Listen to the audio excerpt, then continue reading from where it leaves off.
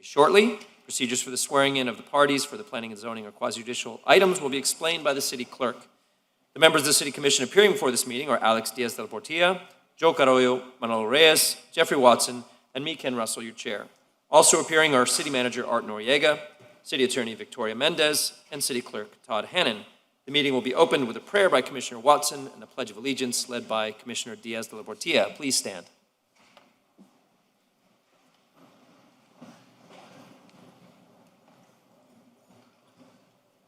Good morning.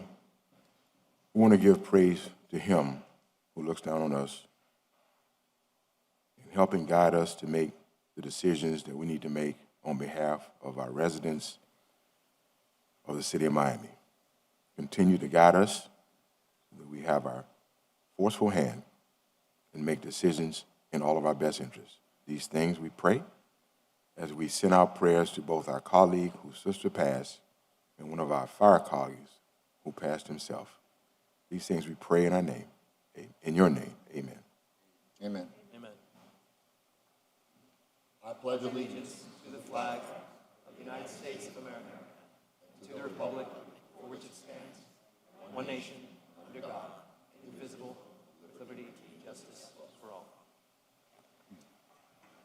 Thank you. You may be seated. And we'd like to send our best wishes to Commissioner Manolo Reyes. He's in New York right now with family. He recently lost his sister to Alzheimer's. She was 96 years old, I believe. And so he can't be with us here today, but he sends his best. My mother was just diagnosed with Alzheimer's yesterday, actually. And my father also passed. So we're thinking of him, and we hope everything's well with him. So, Madam City Attorney, if you could read the procedures for the meeting and Mr. Clerk swearing in of the PZ items. Thank you, Chairman. Any person who is a lobbyist pursuant to Chapter 2, Article 6 of the City Code must register with the City Clerk and comply with the related city requirements for lobbyists before appearing before the City Commission. Any person may not lobby a city official, board member, or staff member until registering. A copy of the code section about lobbyists is available in the City Clerk's office or online at www.municode.com. Any person making a presentation, formal request, or petition to the City Commission concerning real property must make the appropriate disclosures required by the City Code in writing. A copy of this code section is available at the office of the City Clerk or online at www.municode.com. The City of Miami requires anyone requesting action by the City Commission must disclose before the hearing any consideration provided or committed to anyone for agreement to support or withhold objection to the requested action pursuant to Section 2-8. Any documents offered to the City Commissions that have not been provided 7 days before the meeting as part of the agenda materials will be entered into the record at the City Commission's discretion. In accordance with Section 2-33F and G of the City Code, the agenda and the material for each item on the agenda is available during business hours at the City Clerk's office and online 24 hours a day at www.miamigov.com.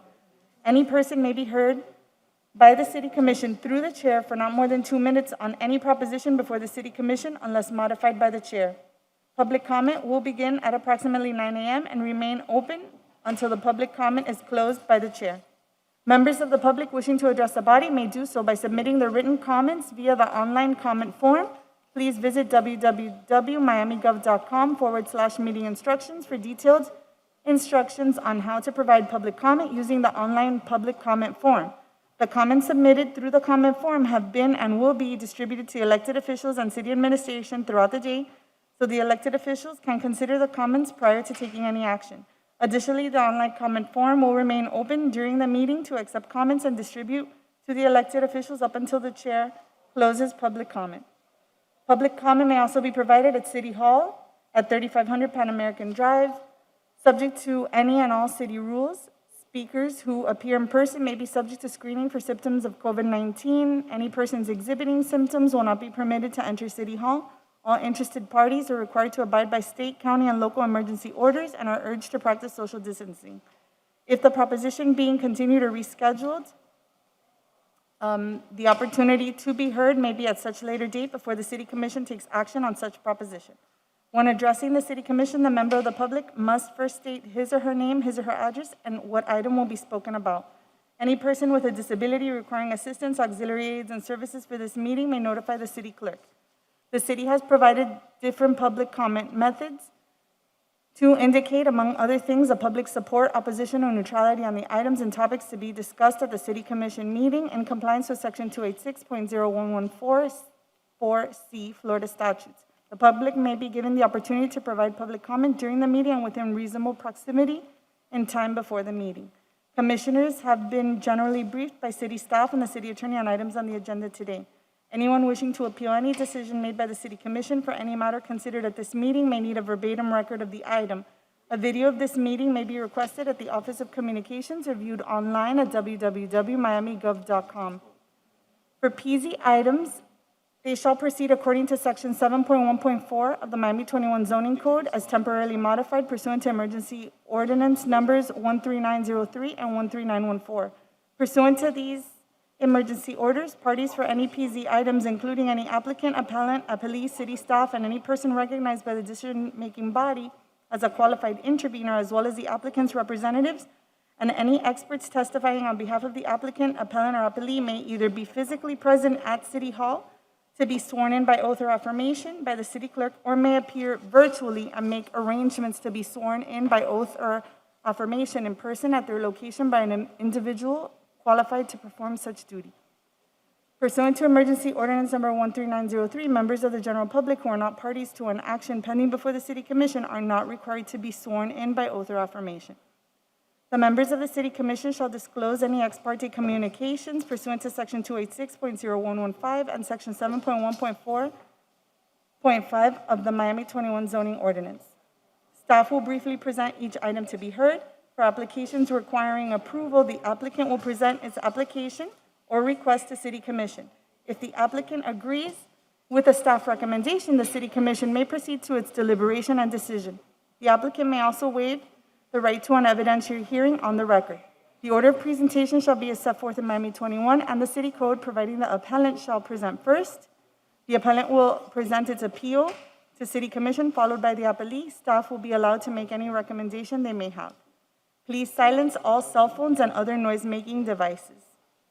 This meeting can be viewed live on Miami TV, the city's Facebook page, the city's Twitter page, the city's YouTube channel, and Comcast Channel 77. The broadcast will also have closed captioning. Thank you. Thank you, Madam City Attorney. Good morning, Mr. Clerk. Thank you, Chair. The procedures for individuals who will be providing testimony to be sworn in for planning and zoning items and any quasi-judicial items on today's City Commission agenda will be as follows. The members of City staff or any other individuals required to be sworn in who are currently present at City Hall will be sworn in by me, the City Clerk, immediately after I've finished explaining these procedures. Those individuals who are appearing remotely may be sworn in now or at any time prior to the individual providing testimony for planning and zoning items and/or quasi-judicial items. Pursuant to Emergency Ordinance Number 13903, those individuals appearing remotely may be sworn in at their location by an individual qualified to administer the oath. After you are sworn in, please be sure to complete, sign, and notarize the affidavit provided to you by the City Attorney's Office. Each individual who will provide testimony must be sworn in and execute an affidavit. Please email a scanned version of the signed affidavit to the City Clerk at thannon@miamigov.com prior to providing testimony on the planning and zoning item and/or quasi-judicial item. The affidavit shall be included in the record for the relevant item for which you will be providing testimony. Commissioners, are you comfortable with all the notice provisions set forth in these uniform rules and procedures we have established for this meeting? Yes. Yes. Chair, may I go ahead and administer the oath? Yes, please. Good morning, ladies and gentlemen. Good morning. If you will be speaking on any of today's planning and zoning items, if we will be speaking on any of today's planning and zoning items, may I please have you stand and raise your right hand?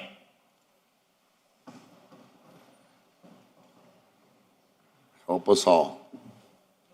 Do you solemnly swear or affirm that the testimony you're about to give at today's meeting is the truth, the whole truth, and nothing but the truth? I do. Thank you, Chair. Thank you, Mr. Clerk.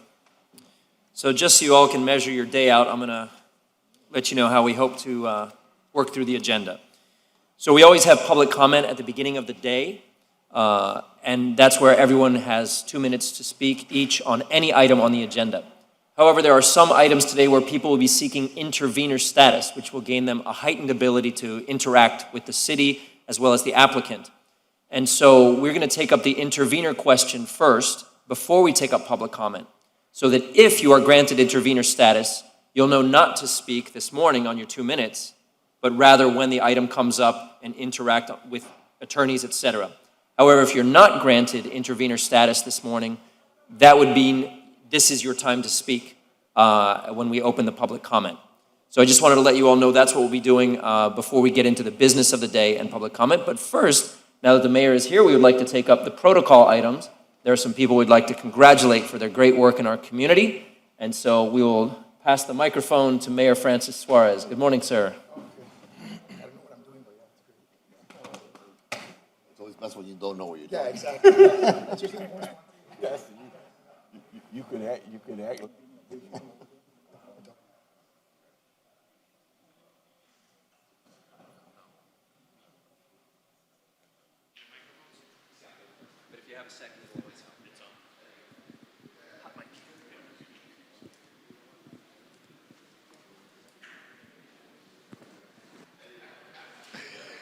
Well, we got a full house today.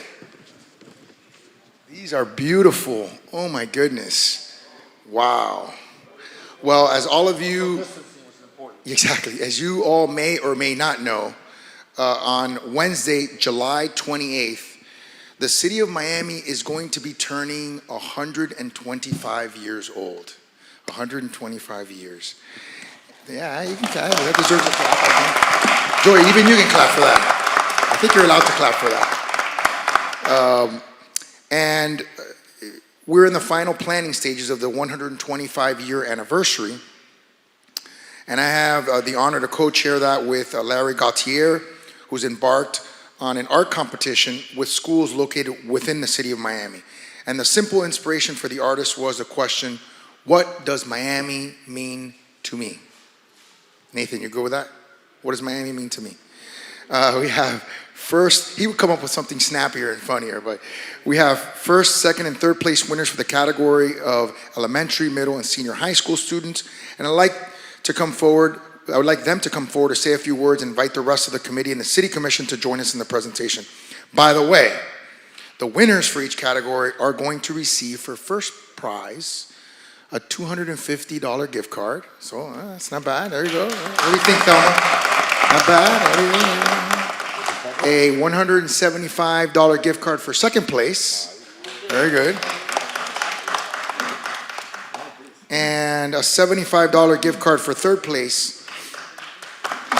And Greenberg Trorg is going to be matching that and doubling those awards. So, since they're in the front row here. So, and I want to ask my commission to help me here because I'm going to need their help. No, thank you. For elementary school, the first place winner is Alexa Mendez from Sunset Elementary. Alexa, are you here? Hey, Alexa.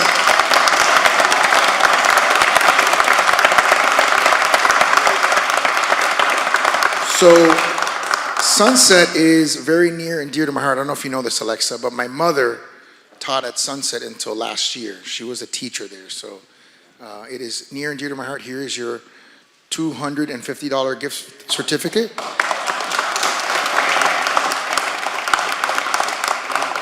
Don't spend it all in one place. But if you want to buy anything for the mayor, I love nice ties. Okay, no, I'm just kidding. Just kidding. All right, here we go. You want to see if we can find it here? Eddie, you going to help us out? Yeah, Eddie, you're too far, buddy. Can you help us out here? Thank you. All right, cool. Yeah, no, this is like, thank you so much. All right, the second place winner is Juliet Bruno from Isaac Academy. Juliet.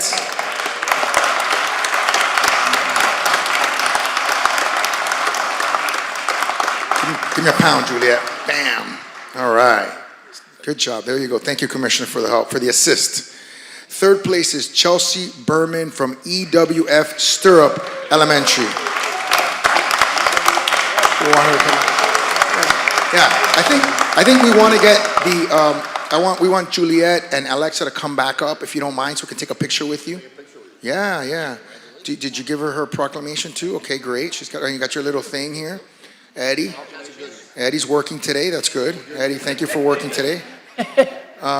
Let's do a picture first with the elementary school winners. Can we stand behind your art? Okay.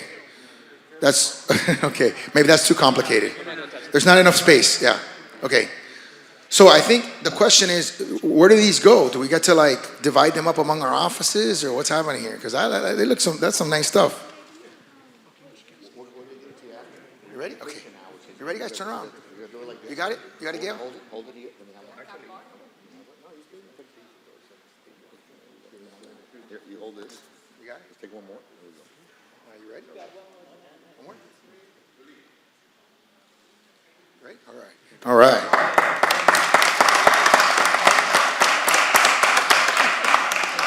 I want to recognize Chief Acevedo's in the house. First time I see you in the chamber, buddy. Good to see you in the house, my friend. We got in junior high, first place, Kayana Gonzalez from St. Michael the Archangel Catholic School. St. Michael the Archangel. A school that's very near and dear to the hearts of myself, and I know Commissioner Reyes as well. St. Michael's very special school for us. So congratulations. Amber Lauriston from Highland Oaks Middle School. Amber, are you here? Thank you, Amber. Yeah, please stay. We're going to take a picture with you. Thank you, Amber. And then Julieta Infante. Julieta, are you here? All right, Julieta. Very nice. Thank you, Julieta. Thank you so much. You are also at St. Michael's. Nice. Okay.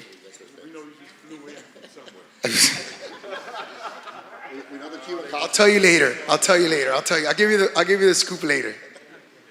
Okay, sorry. I have to speak slower. Okay. Now we can go. Okay. Oh, picture.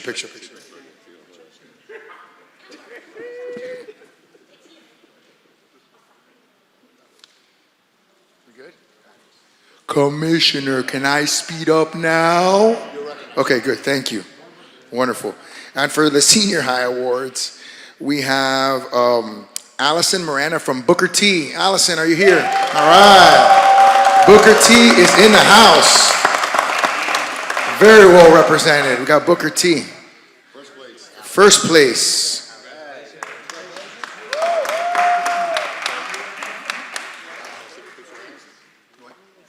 First place, congratulations. Wow, Booker T. Good stuff. Beautiful, great school. Look like you got some Booker T alum here. Let's get over here, commissioners. You're good. Get in here.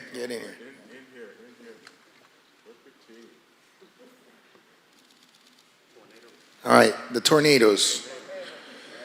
Second place is Catherine Plotnikov from the Design and Architecture Senior High School. Hey, Catherine, thank you. Nice. How do you? All right, cool. Awesome. All right, there we go. Ready? All right, guys, picture. You want to open it up? You maybe want to open it up? Yeah, that's a good idea.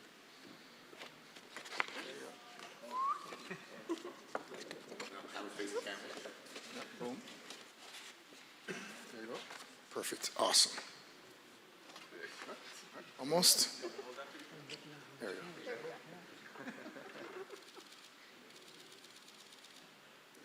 All right. Congratulations. And third place is Yumauris Marmol from Booker T. Oh, Booker T. The Tornadoes.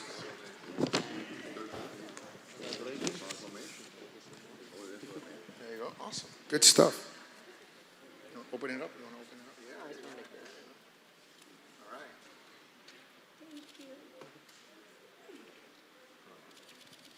All right. All right, guys.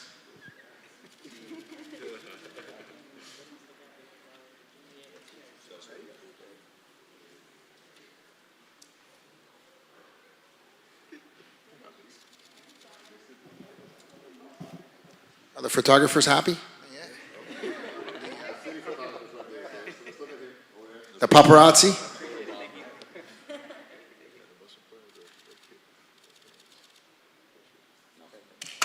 We want to thank Greenberg Troig again for doubling the contributions for all of them.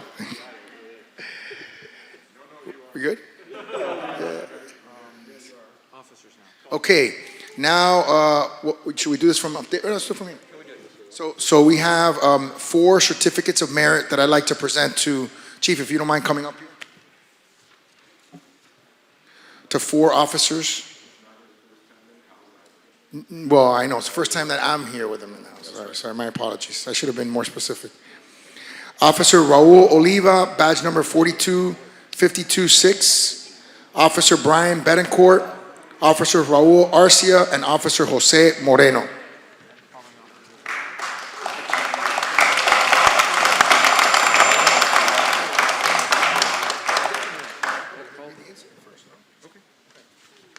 So I wanted to, Commander Ellington sent us an email. Recently, we had 2 separate incidents where officers rescued a citizen in distress attempting to jump from the South Miami Bridge. I don't know if you all saw that on social media. I saw it on social media. We had these 4 brave officers who came to the rescue of a man who obviously was having some issues. And I actually retweeted it and put something out about what you all did, the bravery. There was no hesitation. You risked your lives. And we live in a world, folks, where everything that our officers do is scrutinized like sports athletes, in the sense of having to replay it and they are living under the most extreme scrutiny. And I don't know that they get the credit that they deserve for keeping us safe, for risking their lives, and they risk their lives in a variety of different contexts, not just when there's someone who's trying to hurt someone else, but when they're trying to hurt themselves, and they put their own life at risk. So I want to commend them. Thank you so much, officers, for what you did.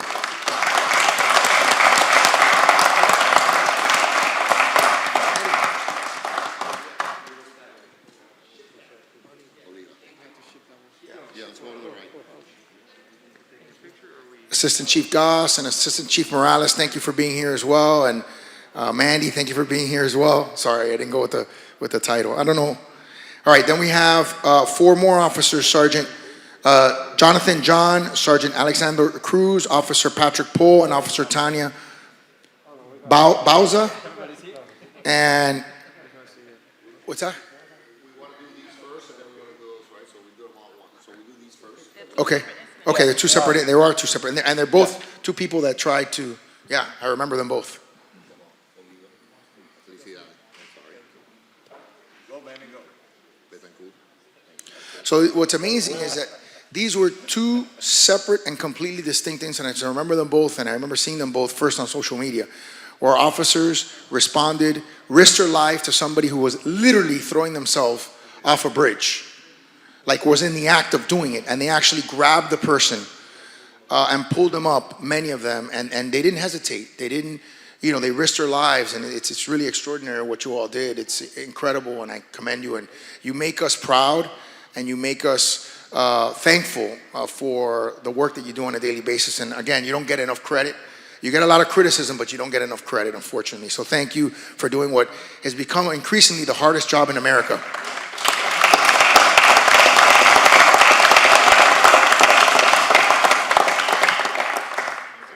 Yeah, let's take a picture.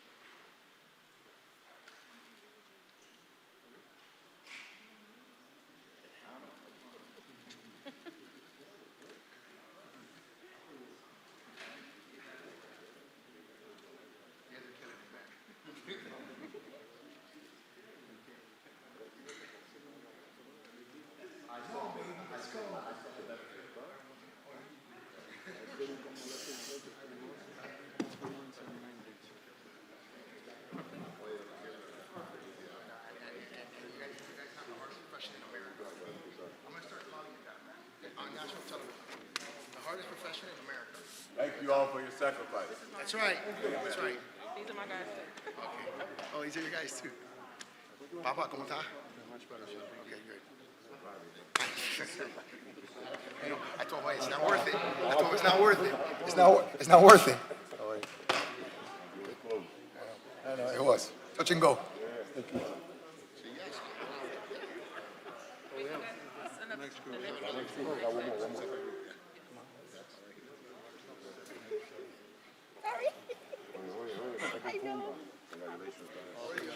you, sir. Thank you.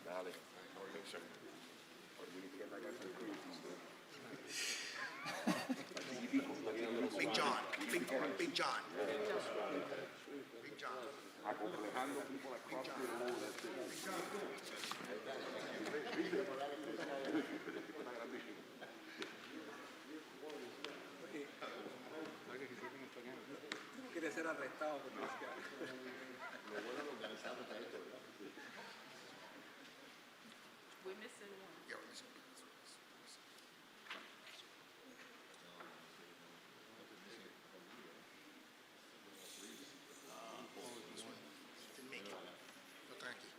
Is that, we're good? Oh, you didn't make it? Okay, thank you.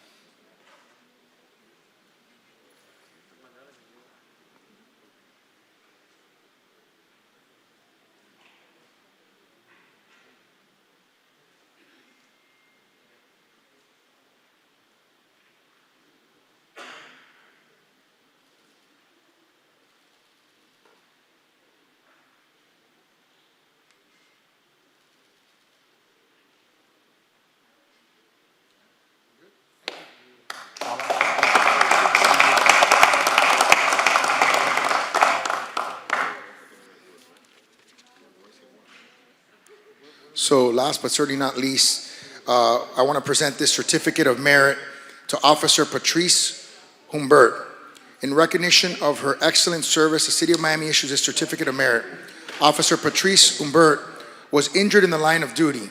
On May 30th, guys, on May 30th, 2021, her unit was mobilized due to rumors of a protest that was taking place from the George Floyd incident. Upon arriving at the Miami Police Headquarters, her response platoon was given a briefing in the auditorium and provided our assignments to deploy and protect the rear of our headquarters from protesters. Guys, while at the rear of the station, her platoon was being pelted with rocks, bricks, bottles, etc., at which time she was on the line when she was struck by a brick on her right hand. She immediately felt excruciating pain as blood was gushing out of her hand. The pain was so severe that she had to walk off the line, at which time her supervisor was notified and advised her to let the SWAT medic check her hand. When one of the SWAT medics looked at her hand, she said Officer Humbert needed to go to the hospital because her hand appeared to be broken. She went to Mercy Hospital, an x-ray was taken and it confirmed that she had broken her hand and needed surgery. She had surgery on June 5th, 2020, which lasted approximately 4 hours, where a titanium screw was placed in her bone to fix the injury. She was in therapy 2 to 3 times a week for 8 months before she was able to return to work. She returned to work full duty on February 11th, 2021. These are the untold stories.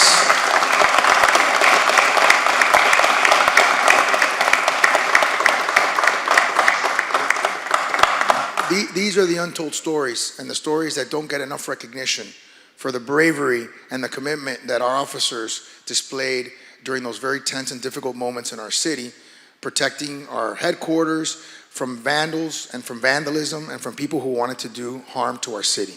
And so, what's that? And the sacrifice. Thank you so much, officer. I appreciate it. Thank you.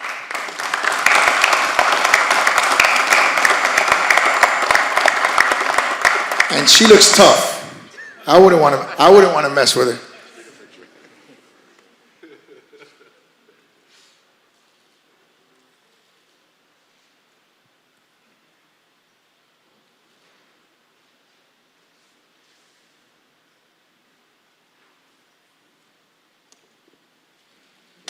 Thank you. Mayor, I just want to say one thing. No, I can't, Mayor. You pay me too much money. You got to make me work, right? But I just want to say to you and this city council, this community, thank you. Because we're living at a time where everyone points the finger when the police get it wrong, yet we say nothing when they exercise such great bravery and courage and valor. And these men and women are heroes.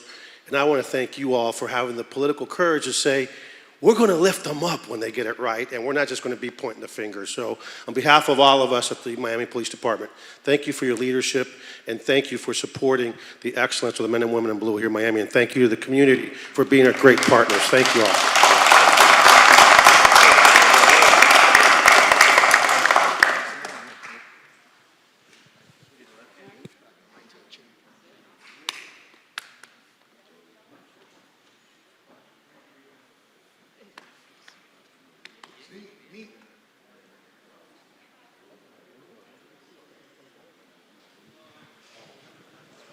All right, that concludes our protocol items for the day.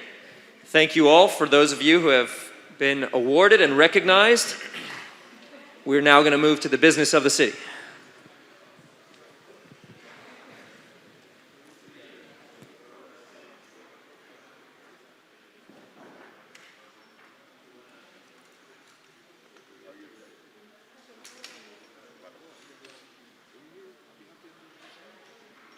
All the art students, hold 1 second.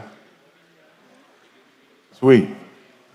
Barbara, can you tell art students? Booker T, hold on a second. Where's Booker T? They leave the room? That's your high school too, right? Oh, St. Michael's.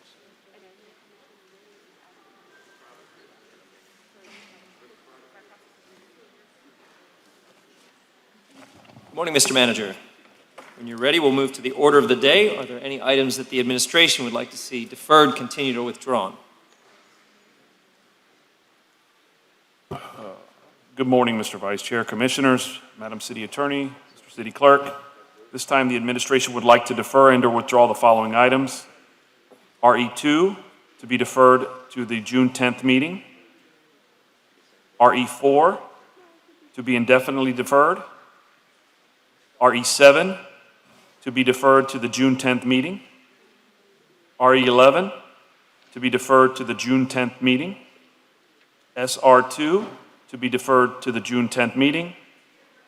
AC1 to be withdrawn. And on the Planning and Zoning agenda, PZ1 to be withdrawn. Thank you, Mr. Manager. Commissioners, are there any other items you'd like to see? Well, hold on. Not so fast. You're recognized. Thank you.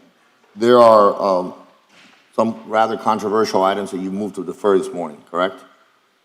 That we're going to have a conversation on. So the question to you, Mr. Chair, is one of your items, which is the Miami Marine Stadium item, or the Rickenbacker, there's a conversation that needs to be had about that. Do you want to put the genie back in that bottle, or do you want to defer and have that conversation some other day? My preference under the request of Commissioner Reyes, because he's gone for family emergency, that we wait to have the full discussion with him here. Otherwise, he'll miss out on what we talk about today, and I'm sure he has an opinion. So that's why I figured we'd save it all instead of having the conversation twice. But definitely the conversation needs to be had. It's a big one. Well, I mean, we've had that conversation probably about a dozen times in the past. Even before I got here, we were having the conversation, but you put it on the agenda. So my question to you is, why was it on the agenda? And why are we having the conversation when we already agreed to go through a process of having a conversation about all marinas in the city of Miami versus one particular grant to one particular company? Got it.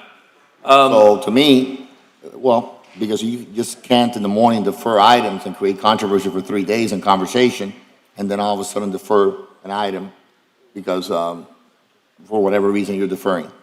But you knew this was the case when it was first filed, right? Not at all. Oh, you didn't know that? Commissioner Reyes's request came late when he was planning to travel, so I'm honoring his request. I'm happy to talk about it, but I think we'll be talking about it again when he's here. But we talked about it how many times, right? We had a special meeting on it.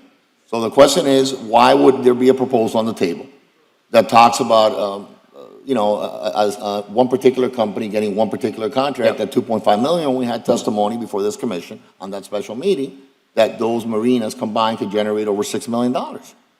So why was that put on the agenda in the first place?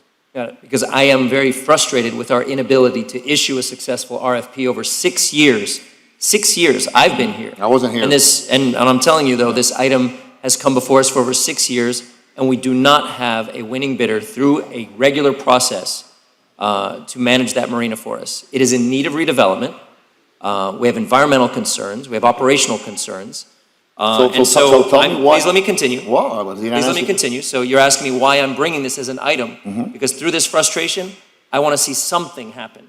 Something happen during my 8-year tenure to show that we care for this marina and we're giving it direction. And if we can't figure out through an RFP bidding process, I'm going to send it to the voters. But it's up to the will of this commission. This body may not agree with me at all, and that's completely fine. But I'm trying to give it a chance to move forward. So that's why I brought the item. But, well, I mean, Okay, go ahead. just kind of, not to lose my train of thought here. Go. So if there is, you're giving voters an option in your item, without going into details of the item, but we need to talk a little bit about it, right? You're giving them one option, not options. You're giving them $2.5 million a year, right? Even though we had a conversation 3 weeks ago about the potential of, I think Mr. Barcena's here, potential of this area generating $6 million or more for the city of Miami. So why is that the only option you came up with as the only alternative left to us after 6 years of frustration? Your frustration took you to a place that basically leaves us where we're at. There's no language in that ballot language that you're asking about that talks about redevelopment. There's no investment requirement. So what's going to happen as we move forward in the conversation between now and November? We are facing a deadline, correct? You're frustrated because your time is running out and you're leaving and you're termed out and you're 8 years. Okay, so when are we going to have the conversation? So as soon as Commissioner Reyes is back with us, we have a full dais. Everyone has an opinion that should be honored. Didn't we Just have a a moment. special commission meeting on this? Not on this On ballot marinas? language. Not on this ballot language. Now, I'll answer your question though. You asked why on the value, et cetera, et cetera. We're getting into the merits of this subject. Right now, what I'm trying to do is just setting the order of the day whether you want to defer it or not. But I'll answer your question. There was a competitive process which yielded the maximum bidder. So we know the most that someone is willing to bid on that property. We've seen that through various iterations of an RFP. So that's my starting point. That's my base. The maximum bid we received is my base, but I want to leave it up to the manager to be able to negotiate with the tenant to make sure the city gets the maximum value. And once he's done that, to ask the voters if we should extend their lease. All right, Otherwise, we're without direction. So the question becomes to negotiate with the tenant who lost the bid twice. Not for the manager to negotiate the best deal for the city of Miami, but simply to negotiate with one particular vendor. That's what you're asking? I am asking that this existing tenant be given an option to the voters to extend their lease. The winning bidder in the first iteration before you were here did not disclose that they had committed the greatest contamination in our waterways, in our city's history, yet they still won the bid. When we threw out that bid and asked for the scoring to be changed to make sure that's a factor, well, then they disclosed it, but they still won as the greatest contaminator of our bay in its history. That bid was thrown out as well. The only remaining bidder was the existing tenant who is there, who without an extension of lease cannot invest in the property to bring it up to what it should be and yield the maximum results for this city. So that is my motivation for bringing this ballot language. This commission may not agree, and that's fine. The voters may not agree, and that's fine. But that's why I'm saying let's ask them. That's it. But Now that you got into the merits or lack of merits of the proposal, let me ask the city manager a question. This existing tenant promised to voluntarily pay every month a certain amount of money. How much is that amount? Which you, by the way, you should know off the top of your head. Oh, okay. Well, he has somebody that does. Anthony Barcena. good morning, Mr. Barcena. In just a moment. Yes, sir. All I need to know from this body of three is, are we going to take this item up today or No, not? no, please. No, please, you talked because about this is the contamination of order, waters, no, because you you opened the asked door. me a question, But you I opened, answered and I'm your asking, now I'm asking you So a question. now you are asking to work with administration on the various Now I'm details. asking, no, I'm asking a question that I want an answer to. Because you brought up an issue, and so I want to talk about the issue. Mr. Barcena, you're recognized. Thank you. What was the question again, sir? The existing tenant Yes, sir. is paying an amount on top of what the winning bidder, let's call them the winning bidder for lack of a better term, Correct. for now. The, of $100,000, is it a month additional? $100,000 supplemental rent a month. Okay, and supplemental revenue. And how, are they up to date in those payments? They're up to date on their rental, but supplemental. No, that's not what I ask you. We know what I'm asking about rental. You know what I'm asking, I right? know, supplemental, no, they're not. Okay, so how much in arrears are they? In the rear for supplemental, I believe it's 8 months. 8 months? Correct. So 8 times 1 is 100,000. 800,000, almost $1 million. Correct. And why is that? They just haven't been paying the supplemental. Do you guys invoice them? Pardon? Do you guys invoice them? It was a resolution that was passed in December to pay the supplemental. It was a verbal, but I don't think there's anything on the contract, leasing, like on the, in writing. We haven't. But if this commission expressed, right, before I was here, expressed the ability to keep this tenant there and said we'll keep that tenant here, but you got to pay a supplemental. He agreed to pay a supplemental. It's not contractual in nature, but it's a good faith thing, right? But they're not paying. They haven't been paying the supplemental. Why? And what does the city do to collect those dollars? Because we had the same conversation about Jungle Island, remember? And we've had conversations about people not paying the city what they said they're going to pay the city. Remember the Jungle Island, the $11 million that they still owe us and all that? So if we have an agreement, there's a good faith agreement on their part to pay us $100,000 more a month, and they haven't paid in 8 months, who in the city, I'm just curious, picks up a phone and says, hey, you owe us $800K? The administration, or you can direct us to, we can invoice them if you like.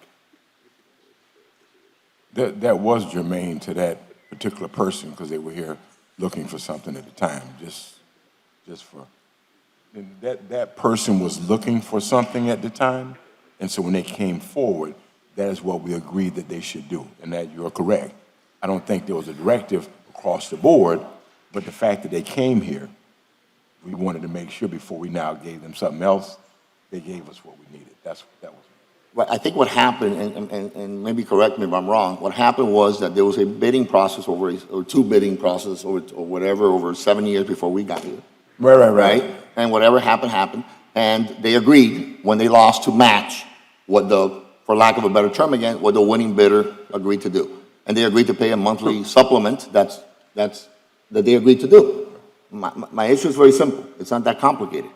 If they agreed to do it, but they haven't done it, it doesn't matter how it came about. No problem. Why haven't they done it? They paid the first year and then. No. Okay. They owe us 8 months. Mm-hmm. I'll tell you, we're going through a lot of rental assistance issues right now. but then- If I don't pay for 8 months, they're going to evict me. Right. Unless there's some kind of moratorium, right? So why haven't they paid the money they agreed to pay? I just want to, You recognize Commissioner Watson. thank you. I just want to do a smile break right quick. I love smile breaks. Just a smile break. I'll see if it can be legal. Are the art students who are here, because I know they got to get back, are they the ones that are here, can they come back, please? Yeah. Need to bring them back right quick. Did we miss a photo? No, we didn't miss a photo, but I want to elevate what's happening with them. I'm gonna get, come on, please, yeah, most definitely, let's turn around.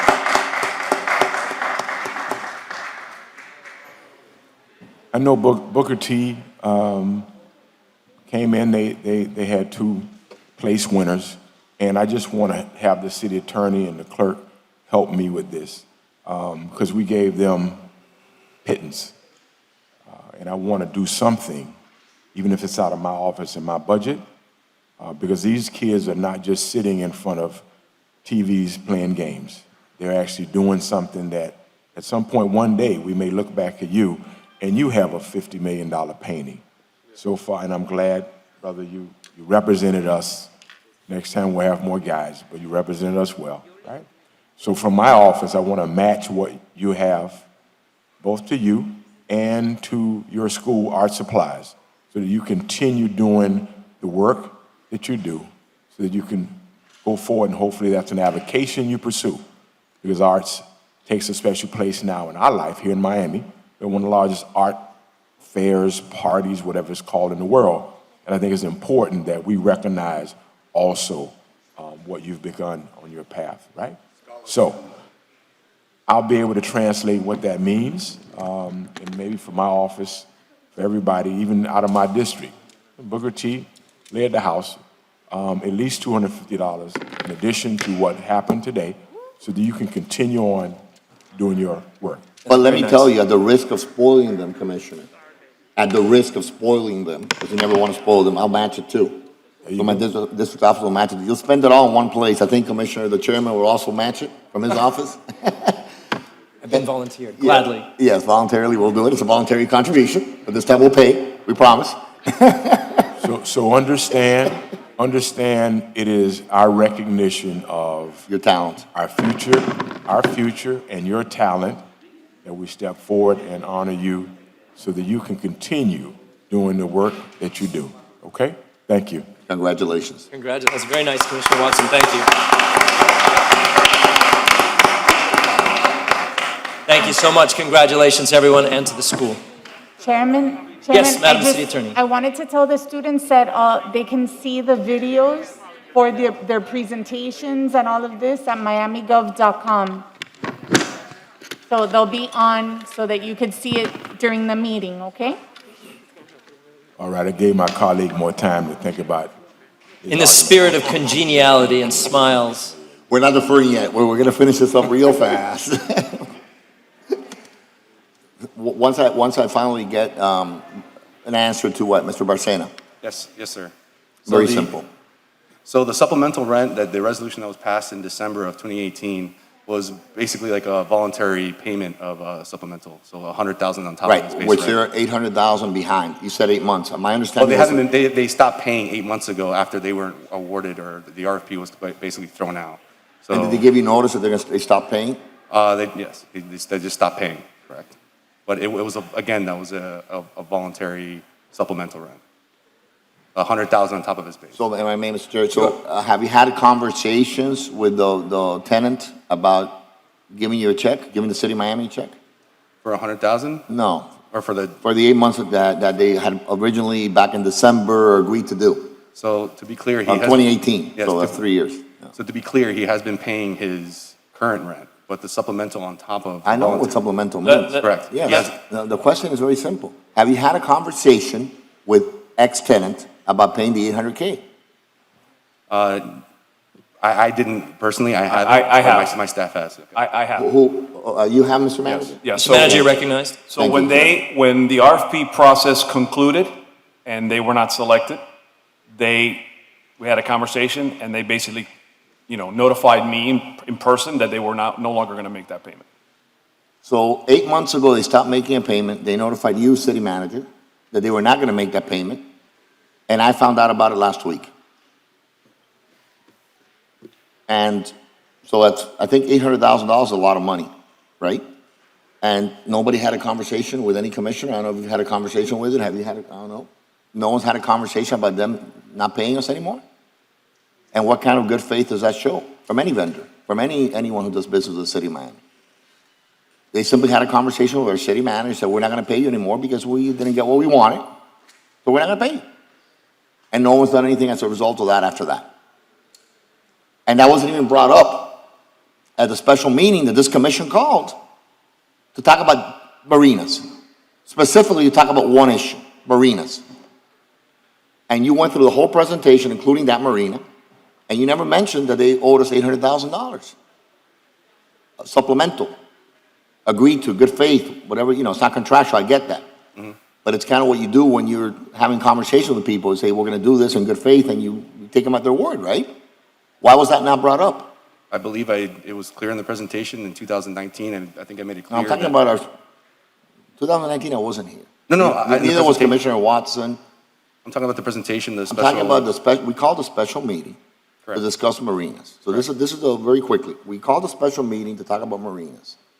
Commissioner Russell, Chairman Russell comes up with a resolution out of the blue. He thinks because I understand the frustration, by the way. I'm not questioning your judgment. I'm not questioning your motive. I do know that it's only one option you were giving people. So to defer and have another conversation about something that you want on the ballot in November, we have 3 meetings, something like that left, right, between now and then. So, and Commissioner Ray's not here, so I get that. But the next meeting, June 10th, what's going to happen? What's going to happen in the June meeting? And then we're done, right? And we maybe have one in July that we can probably get it on the ballot. So the question becomes, all this information that we need to have available to us, if we have a special meeting to talk about marinas, I recommend, moving forward, that you tell this commission everything this commission needs to know to make an intelligent decision, right? Yes, sir. By the way, the supplemental, they still owe us $800K, they're not paying, they walked away from the deal, they don't, whatever it is. Otherwise, how can we make an intelligent decision other than have this public debate about it or conversation about it, and we find out as we happen to ask particular questions. So I happen to ask a particular question today, and I happen to get an answer.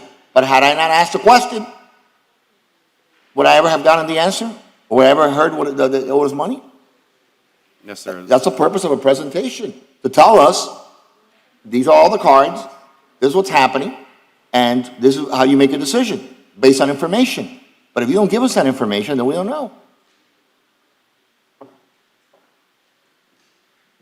On the presentation, I did put the supplemental rent in 2019, and I believe I did mention something similar. It's not, I'm not a commissioner that berates people, I'm not one of those. Okay, I'm just being very specific with you. you're correct. Okay. That you put it there, yes, because I read presentations, that you could have said very clearly to this commission, by the way, the supplemental they haven't paid, it would have been kind of important information for us to know, right? Yes, sir. And you know that because you're smart enough to know that. Noted. Good. We're gonna defer it, right? Or That's we're the gonna goal. vote, we're gonna vote. That's the goal. We're gonna, but there's a couple other items we want to defer that we need to talk about too. But anyway, so this one in particular, I just want to know what the chairman said. I can't have a conversation with you privately because ever since I got to the city commission, we have a sunshine law here, which we didn't have in Tallahassee. We purposely exempted ourselves for a reason in the state legislature, right? We made sure that we could actually figure things out before we have to air it in public. But it is what it is. So we can only have this conversation in public, right? Fair enough. So what's your intention moving forward, since you represent this area? But you know, again, we had, the debate about whether you have, control of our waterways or whether the entire city commission has a say in what happens in those waterways, right? That's why I'm trying to give control to the voters. Right. But I understand, No, I understand where if you're you give coming them one from. option, but if you give them one option, you're not giving, it's not the same thing, hey, option A, and option A. You're not giving them any other option. You're not saying, hey, pick between A, B, and C. Those are options. That's a mandate. You vote Correct. yes or no. It's a yes or no that's been vetted by us and the manager, and if we don't feel it passes the test, it doesn't get to the voters. So, I respect your position on this. I appreciate the deferral so Commissioner Reyes can weigh in, and I do hope to get to the ballot, but we'll see how this body decides. But what's your intention as a district commissioner? What's your thinking? Remember when I was first elected and we had a huge debate about our city manager at the time? Sure. And you turned to me and you said, well, the new commissioner here in the dais, what's your opinion? Yep. So I'm asking you, Chairman, what's your opinion on what we should do here? I want us to take care of this basin in the most environmentally way possible. I want the city to get the maximum return, but without completely over-commercializing the space. And so my hope is that we come up with, and the manager comes up with a negotiation that yields exactly that. The existing tenant, we've gone ups and downs with them over the years, lawsuits and settlements, but I believe they have been a responsible tenant. And so much like what we did with the Montes Marina, just a few years ago, this is very similar. We put it on the ballot to extend their lease. The voters said yes. We now have a brand new marina there with a sushi Right. restaurant and a Starbucks and a new Montes. Which they sold. Which they sold. Which they sold 5 months ago. Yes, success for them, They success for sold, this. they sold our marina, our Yes, lease. and we received a transfer fee in the process. So Yeah, how success much- for them. How much? Did we Success, receive? well, I'll leave it to Dream to go through the Well, I real know estate the asset numbers. management. I know part. the numbers. But my point is, it's a success for them, it's a success for us, and we have an operating brand-new marina for residents and tenants. I call it a win, and the voters got to decide. But we vet those choices up to the voters, and we've spent 6 years vetting this property with multiple bidders. I see this as the only remaining option. If there are other options, we'll go that direction. But I do want to see something happen there because that basin is in chaos. Are for so many you, reasons. are you open to specific commitments from whoever it is that they're actually going to develop the property? Of course. To your, let's say we agree with your parameters, that not overdevelopment, but restaurant here, something there, right? Is there any, are you open to them actually being specific on how much money they're going to invest? Absolutely. In that property? Because they haven't done any so far, right? They haven't spent a penny there. Correct. I was there on Sunday. I almost got hit over by a forklift. I was moving a boat. it was total chaos, by the way. It's true. This organization, between the Rusty Pelican and the Marina and the people across the street and everything else happened. I did ask the manager for a master plan, a Virginia Key master plan, a copy of something that came out, 5 years ago, was it 4 years ago? I have yet to see any of that. I have yet to see what the vision is. Is there a master plan for that whole area? Absolutely. Okay, well, what is it? It dates back to 2010. The first one, but there was a revision, right? Yeah, The first one was in like 2000. I'm Then there was sorry, a- The update is then the- 2010. So we have a master plan that's 11 years old, Yeah. so that's obsolete. Well, I mean, what do you think of city manager? You think that something that's 11 years old, for how Miami's changed in 11 years, it's something that's doable now? I think as a baseline plan, it's actually probably appropriate. Could it be updated or tweaked? Probably. But I mean, we can plan and evaluate and study this thing to death. At some point, I think we need to take action, whatever is the will of the commission. But you said it, it's chaos there, right? There's a lot of unimproved city property there, from the marine station to the play park, to the ramp, to the basin, to the marina. I mean, there's a lot that still needs to be done there, and we've been stuck in quicksand for a decade, for all intents and purposes. So, we'll execute whatever plan the commission gives us direction to do. But that's my point, right? The commission cannot execute anything without information. And if we have a new commission, right? Obviously from 2010, everybody's new, right? And 2 bids for that particular marina. Now there's a city-run marina next to it that we want to give to them too, because that's what your resolution included. It included an additional piece of the pie for them, right? You added something to it. Plus we have every marine stadium, the 40-something million, what is it, $45 million in the electrical and structural and everything we're doing there, right? And then we have the leases that are, these sweetheart deals that we have going on the right and on the left without naming names. I'm not the naming names commissioner, we know that, right? So we have all these things going on that have been done the wrong way. As a matter of public policy, I think this commission needs to have all the options before us, an updated master plan that says, we're going to do this with Miami Marine Stadium, that with Atlantico, that with the Rowing Club, that with the Rickenbacker, that with the Miami, all of them. Put it all together. What the heck happens to the boat show? Who knows? They're gone. Well, they'll come back. Maybe not. We'll talk about it 2 years from now. I guess I'll be turned out. You'll be gone. You'll be in Congress. I think you're going to Congress, right? So what happens? That the commission it's kind of like, it's wash, rinse, and repeat. Wash, rinse, and repeat. The master plan is actually really good. It's a great master plan. Great. So let's do I a don't want to meeting. start from scratch. I mean, Well, okay, great. Then we take something that's from 2010, like we did with the dinner key back here, or I'm going to remodel my parents' house and I'm going to put Formica topping instead of granite or marble because Formica was in the 1970s. So we're going to redo the same thing. We're going to take something that's old, that no longer works for Miami in 2021, and we're going to say, okay, that's the master plan we have in place that we developed in 2010 that we haven't had a debate and done nothing with it for 11 years. We as collectively as a city, not we as a commission. So if you think the 2010 plan, which I thought it was 2015, by the way, I'm surprised, I'm learning. So the 2010 plan, you think is viable in 2020, in Miami in 2021? I do, because good. it's been, and let me answer, because it's not always that you need more and more. Some assets are meant to be enjoyed for their natural beauty and their ecological protections. So we have a good plan there, and it does contemplate a marina. It contemplates sporting fields. It contemplates protected areas. It contemplates, passive sports and active sports. So a decrepit stadium that's been there, is part of the master plan. that's been there for 25 years like that, Yep.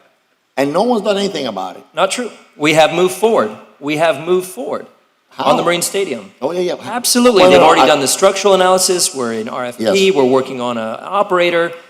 We have design plans. I think I've We been in have a- government longer than you, but I'm not as jaded by government as you.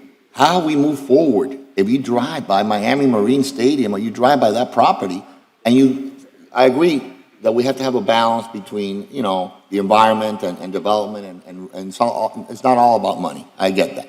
There's a balance. But to have that area that's clearly distressed and nothing's happened there, and you're turned down, right, in a year and a half, and nothing would have happened there, it's your district.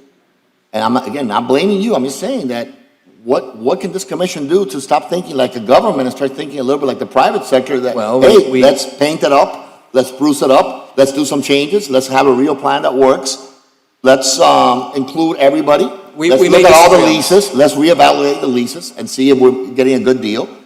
Or we can jump from there and we can just, look, we can leave it blank and we can put Watson Island or Hyatt, we can put any name we want in the city of Miami. Master plans can take 10 years to implement. Marine Stadium has certainly taken that long, but it is moving forward. I'm very proud of the progress. I just wish it was a lot faster. But they are already doing the engineering assessments. We have an intention. We've identified funding. We're moving forward. What could be the wrong thing to do is to switch horses midstream and reassess that entire master plan, adding another 2 or 3 years to the discussion, where we have a plan that says we have a marina, let's get it moving. So I appreciate the deferral. I'd like to table this now and continue with the remainder of the order of the day and take a vote on that item. I have an additional item. So not to beat a dead horse, to continue with your analogy, not to beat a dead horse. I don't know about switching horse in midstream, but 10 years is a lot more than midstream. And just keep that in mind as we move forward, as we do our analysis of what Miami needs to do moving forward on any issue. We can't ever, I don't ever want to hear, otherwise I'm wasting my time on this commission, that, hey, we have a plan 10 years ago, and now we have an engineering study that's going to tell us we're going to do it. Because I'll be dead, and so will you, and we'll be out of here.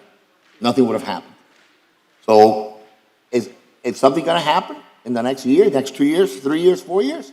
Or are we wasting our time having this conversation even this morning? I guarantee you we'll bring a plan, but let me give you a little bit of, since we're talking about revisionist history. Yes. If we had actually followed through on either one of those RFPs for Rickenbacker, that marina would be done and actually generating probably 2 to 3 years worth of stabilized rent to the city. I agree. So ultimately, the administration can bring a plan forward.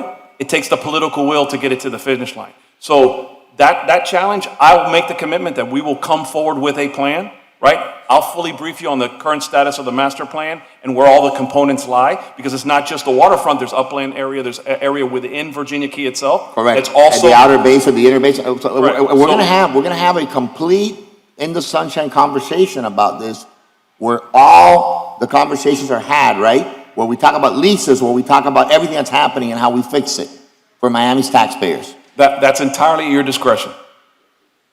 Well, You decide whether you want to have it in the I mean, sunshine. By the way, if you give me direction you want to have a meeting specific on that issue, we'll present Absolutely. it. But I'm committing to you that I'll have that meeting with you one-on-one as well. I'll present it to you one-on-one. I'm making that commitment as well. Okay, that works. But I prefer to have a Thank you. public meeting. I prefer to have a public meeting. We're not going to call for any meeting now, don't worry. But I prefer to have a public meeting where we have a conversation about everything. We don't leave out what we don't want to talk about.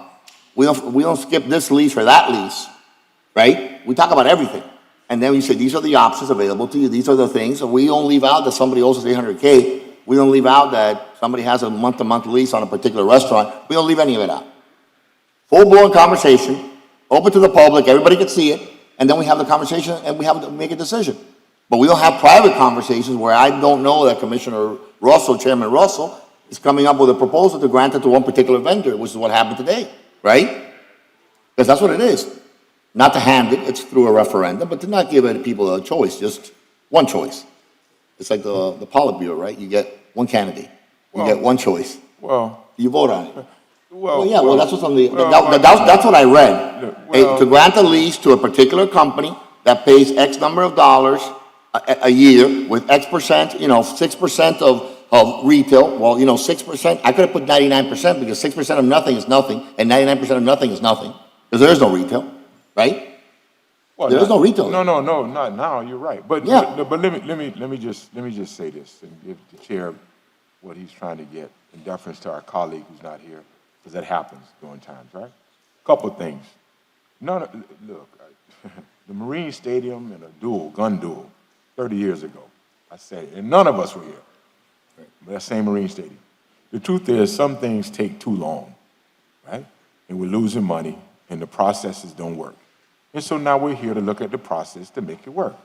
And if it's that, deferral, and come back, and release, then so be it. You're right. you're right, administration. You're right about this. People don't realize that you guys exempt yourselves up in Tallahassee. So they don't get a chance to see y'all going at each other behind closed doors. We don't have that opportunity. And so everything we do seems like we're a bunch of crazy guys. And we're not. And I try to explain that to people, but they look at me glossy-eyed. They don't understand. You all exempt. And I know y'all be cussing at each other and all that other kind of stuff, that they see us now and they think, oh, man, you guys... We never cuss at each other. We're very nice to each I other. know. So I think that the one thing that we want to do is be expedient in trying to resolve this and get the most money for us. Coach, Commissioner Russell has been a great steward of our most valuable asset, our coastal line. However, just like road safety, water safety, there's a lot of people showing up in this town that only come here to party and be crazy. And so we have to take into consideration the people who have now been here and understand and respect the value of those assets and make sure we have the proper debate. You're absolutely correct. The manager wasn't here, we were not here, and these things continue to go on without resolution. So, let's go for it. Chair? Thank you. Mr. Manager, you have another item you'd like to add to the list? Yeah, PZ3 to be deferred to the July 24th meeting.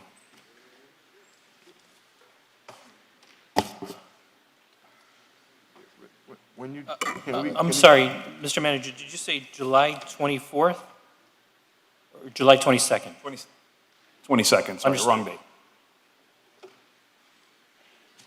Can we go through the list List again? again? Thank you. Just a minute. Is there anyone who'd like to add any more before we go through the entire list? Commissioner Watson, any other items you'd like to see deferred? That's a good point. I was trying to hear what he had said. Right now, until you go back through, I don't have. Okay, we'll go through the list. Mr. Clerk, if you could read off the ones that have been...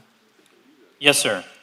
RE2, or to be deferred to June 10th, RE2, to indefinitely defer, RE4, to defer to June 10th, RE7, to defer to June 10th, RE11, to defer to June 10th, SR2, to be withdrawn, AC1, to be withdrawn, PZ1, to defer to July 22nd, PZ3.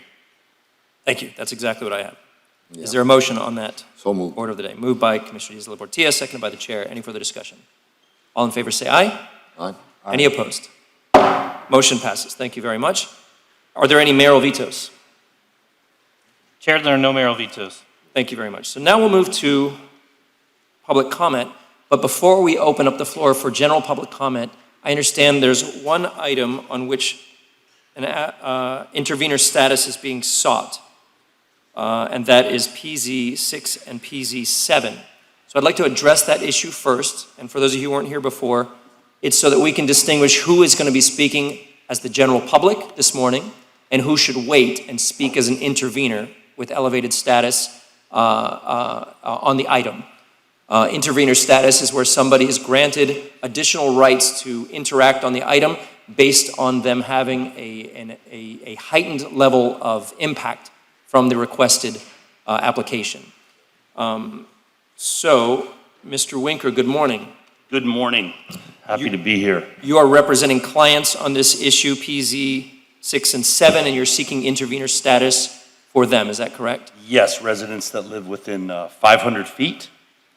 And I'd like to put on a little bit of evidence. I have a... Before we get into the evidence, could you list the names of the people that you would like to seek intervener status for? Because it can For be, sure. they may all be granted, or some of them may be granted, or none of them may be granted Perfect, based on yes. the decision of the commission. You got it. These are the individuals who are here and ready to give evidence. Give me just a second.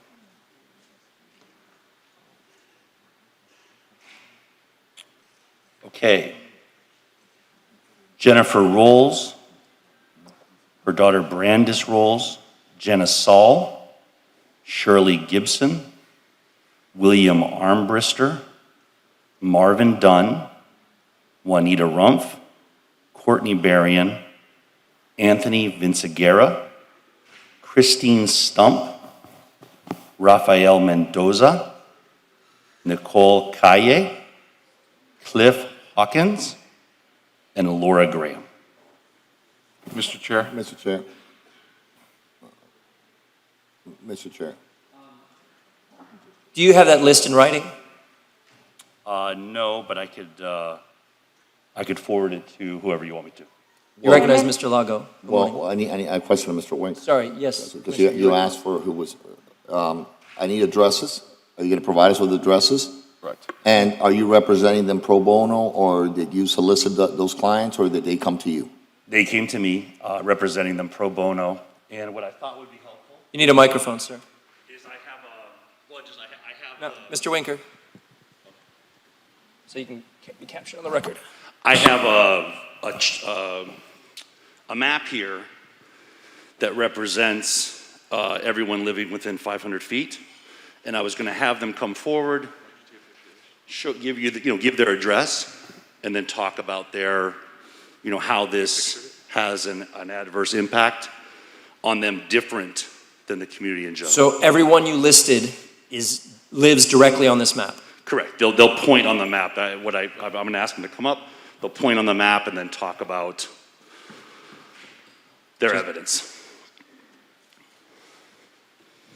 So everyone that, Mr. Chair, Mr. Winker, everyone that you mentioned when you were looking at your phone, lives in that area within 500 feet? Yes.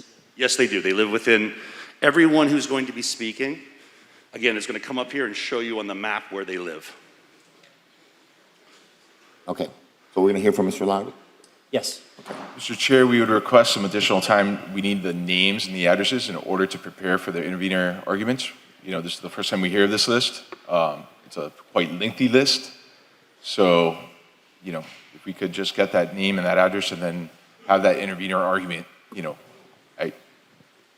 Mr. Winker, you must Later have in the agenda. the list somewhere, either digitally on your computer or otherwise. I could email it to the clerk, or I could email it to however you guys want to handle it. So what I'd like to do is so that the applicant's counsel can fairly assess who is requesting intervener status. If you could provide that list to the clerk and the applicant's counsel at this time, what I'll do to give us time to get through that is I'll open the floor for general public comment on all other items and then come back to this item that'll give some fair time. This is a quasi-judicial process, so we need to make sure it's all legally sound and binding. Well, my concern. Yes, sir. and That's why I asked for the addresses, right? Yeah. My concern is that I'm looking at lobbyist registration, and I don't see Mr. Winker registered to lobby for any of these people. Would you like me to address that? I don't see Mr. Winker registered to lobby for all the names that he outlined right now.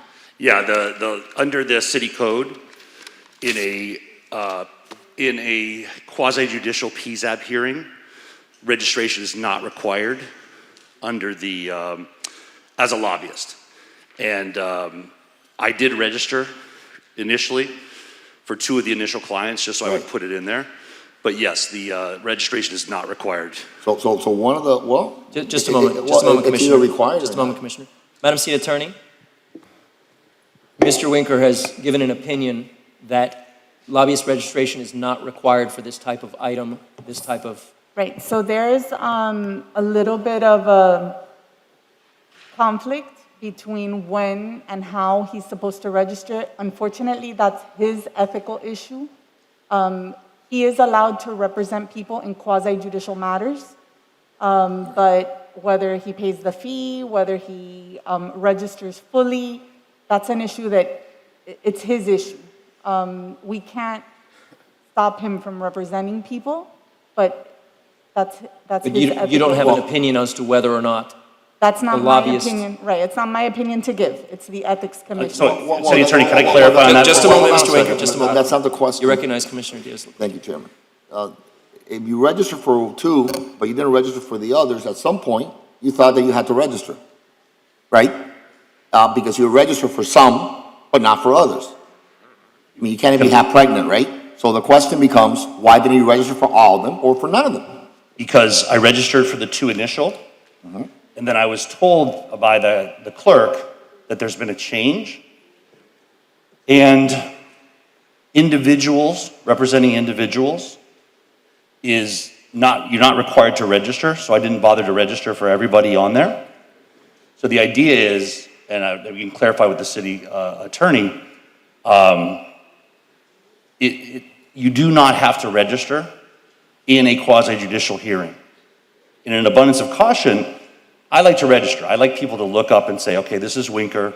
This is who he represents. He's representing these people on a pro bono basis. And however you guys want me to handle it, the clerk told me I could not register for each of these individual people, and that registration under the code is not necessary. Could not or did not need to? Did not need to. This is, again, I want to be very clear. I don't know where their confusion is with the city attorney. It explicitly states in the code, it is not required. There's an explicit exception in a quasi-judicial PZAB hearing. Am I correct, city attorney? Mr. Winker, I'm interested in this just from a academic perspective. We have quasi-judicial hearings all the time where there's an appeal being put before this body, and I would imagine that's the most important time that anyone who has been hired to represent someone else does so in a way that's registered and visible to the public through our registration system. What would be the spirit of why someone would have an exemption? It's interesting. I completely agree with you. The first I heard of this was Lou Terminello, the attorney, was representing, I believe, city attorney, it had to do with the Shell Lumber. And he referenced an opinion So, again, and I said this, but I guess you weren't listening. Our code says that technically you are not supposed to or not required to register in order to represent someone in a quasi-judicial matter. The Ethics Commission has a different opinion. So this is your duty for you to call the Ethics Commission and you to figure that out. And Madam So City I want to Attorney, explore. I'm not going to give him advice just a on what moment, to please. do. Just a moment, please. But I want to explore that because Yeah, the yeah, Ethics just a moment, Commission, please. for some, hold on, the Ethics Commission has an opinion on this. I know they do. So what's that opinion? It seems that he does have to register, so that's why he really needs to figure this out Well- with the Ethics Commission, not us. But We don't Matt- give him the advice. Well, no, it Just a matters moment, just a because- moment, it matters Commissioner, because- Commissioner, just a well, moment. when you finish up, Thank you. I'll be recognized. So, Madam City Attorney, if there is conflict between our code and what the Ethics Commission requires, which would prevail? If the conflict is more restrictive at the ethics provision level, they would prevail, correct?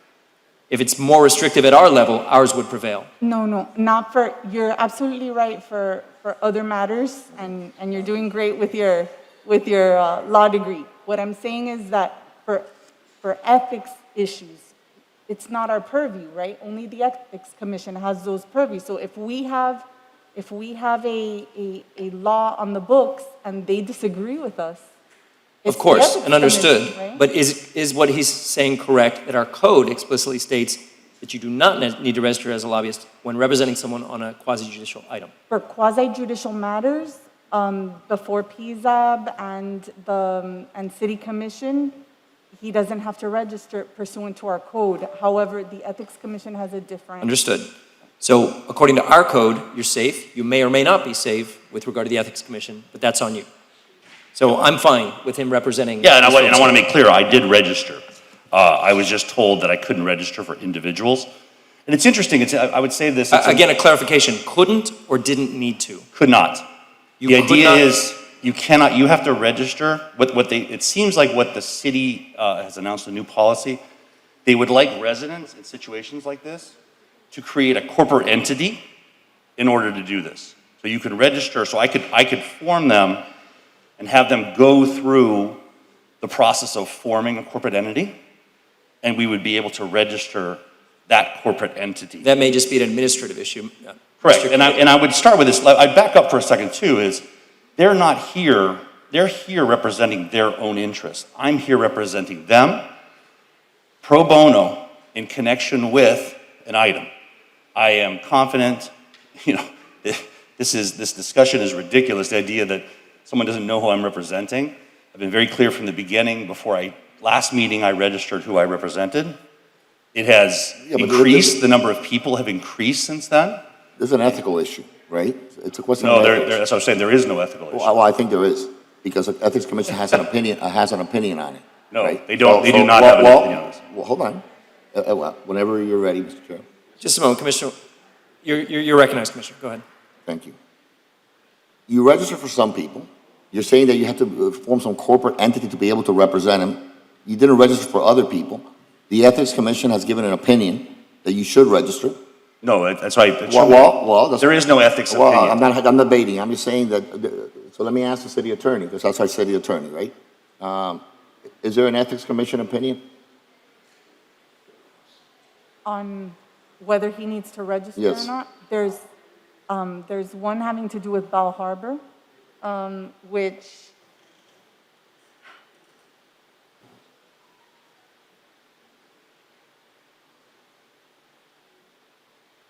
it has, so there's one having to do with Bal Harbor that supposedly he needs to register, but again, I feel uncomfortable telling him what he needs to do. This is his issue, and he needs to figure this out with the ethics department. Clearly, not with us. but at least one commissioner is concerned that if there is a potential violation, he's bringing it up.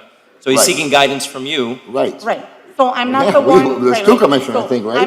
I'm not the one to give that guidance, so maybe we could table this. He can give a quick call to Jose Arrojo, who's always available, and then we can.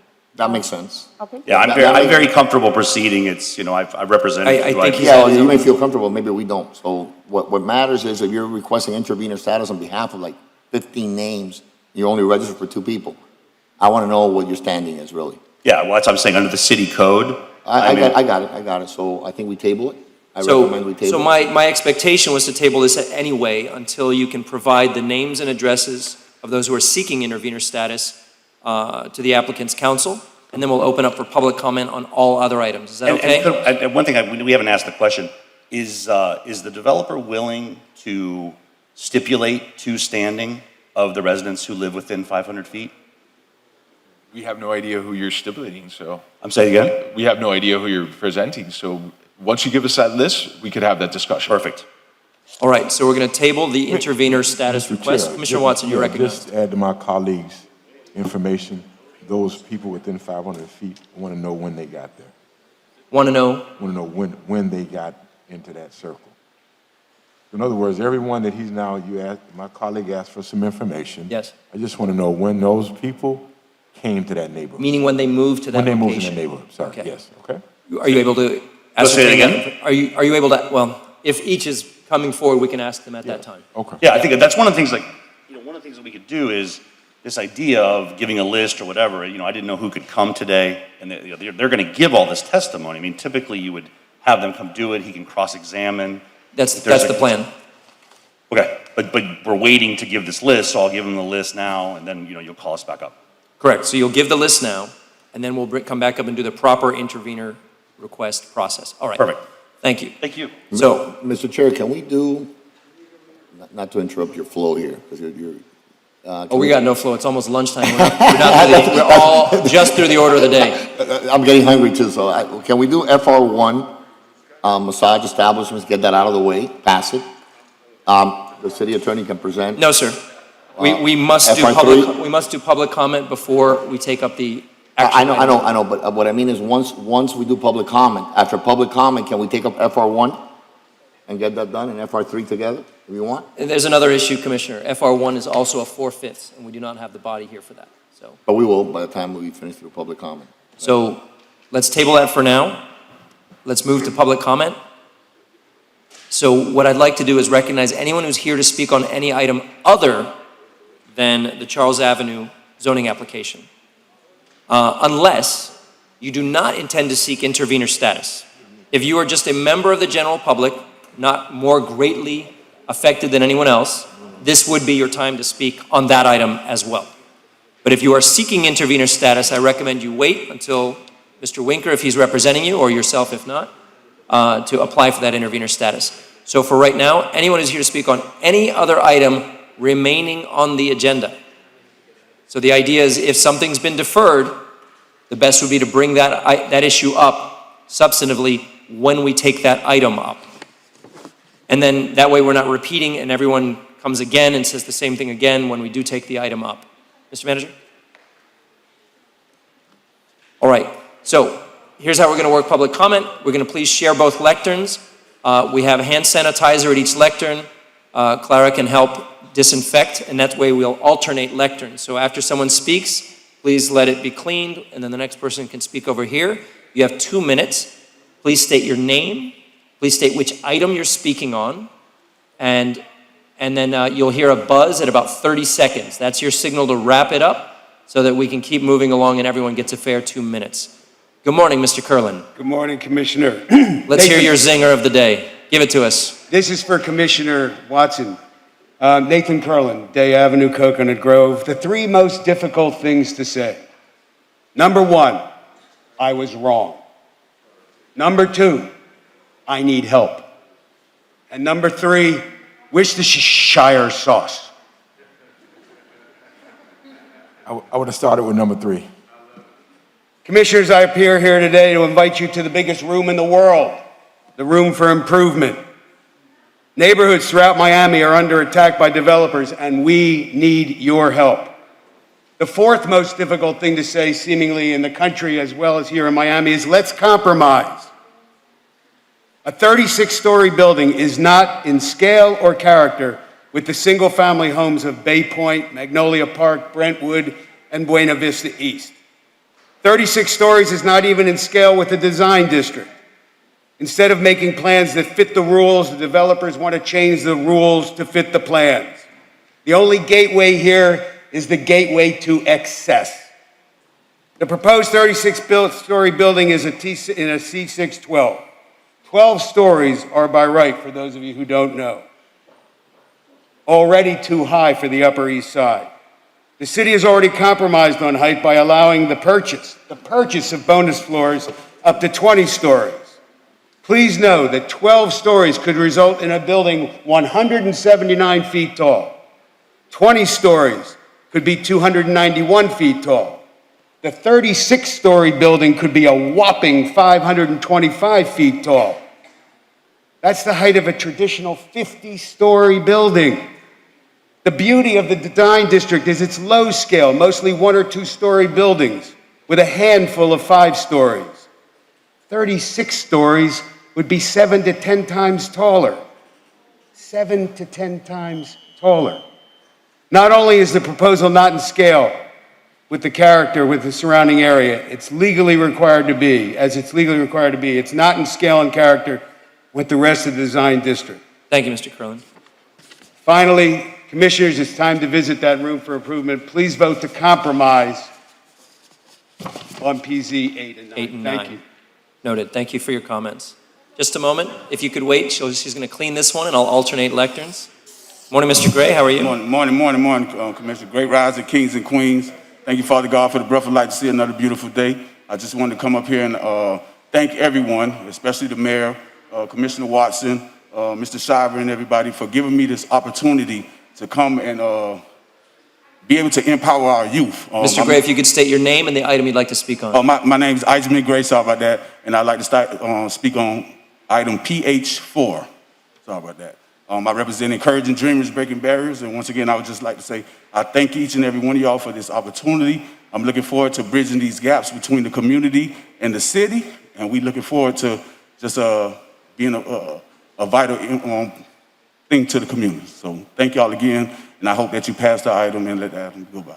Thank you, Mr. Gray. Madam City Attorney, that item, PH4, is also a 4/5 item. 4/5 of the body or 4/5 of those present? The time, I'm sorry. No. This is PH4. It's a bid waiver Of the body, 4. of the body. And everything All of the today is 4/5 we have today, 4. we must have at least 4 commissioners here to vote on, correct? Yes, Chair. Thank you. That's what I thought. Thank you, Mr. Gray. I understand Commissioner Croyo would be here relatively soon, is my understanding. Good morning. How you doing, Marlene? Good morning, Commissioners. My name is Marlene Irvin. I live at 3066 Washington Street, resident of Coconut Grove for about 40 years. Regarding the Design District Special Area Plan Amendments PZ 8 and 9, I am strongly opposed to a 36-story building in that location. It is illegal to increase the height on the land because it is not contiguous or abutting the SAP. It is separated from the rest of the SAP by the railroad, which is private property. Therefore, it must comply with T612 Transect under Miami 21, which does not allow height variances. A 36-story building is not in scale and character with the rest of the design district, which is mostly 1- and 2-story buildings. As Nathan told you previously, This would be a terrible precedent for 95 and would dramatically change the quality and nature of our precious design district that attracts people from throughout South Florida. There are mostly single-family homes, and it would be blocked by such a tower. Traffic is a nightmare at the location where this building is being proposed.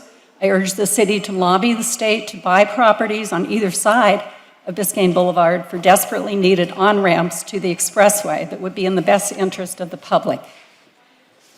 Commissioner Russell asks that you vote with the law and not be influenced by contributions you've received from the developers. Whoops, sorry. One of the main reasons Miami 21 was conceived was to specifically prevent situations like this. Miami 21 promised us a form-based code with a defined building envelope with a hard ceiling. This proposal violates the form of a form-based code. It goes against the whole reason we have Miami 21.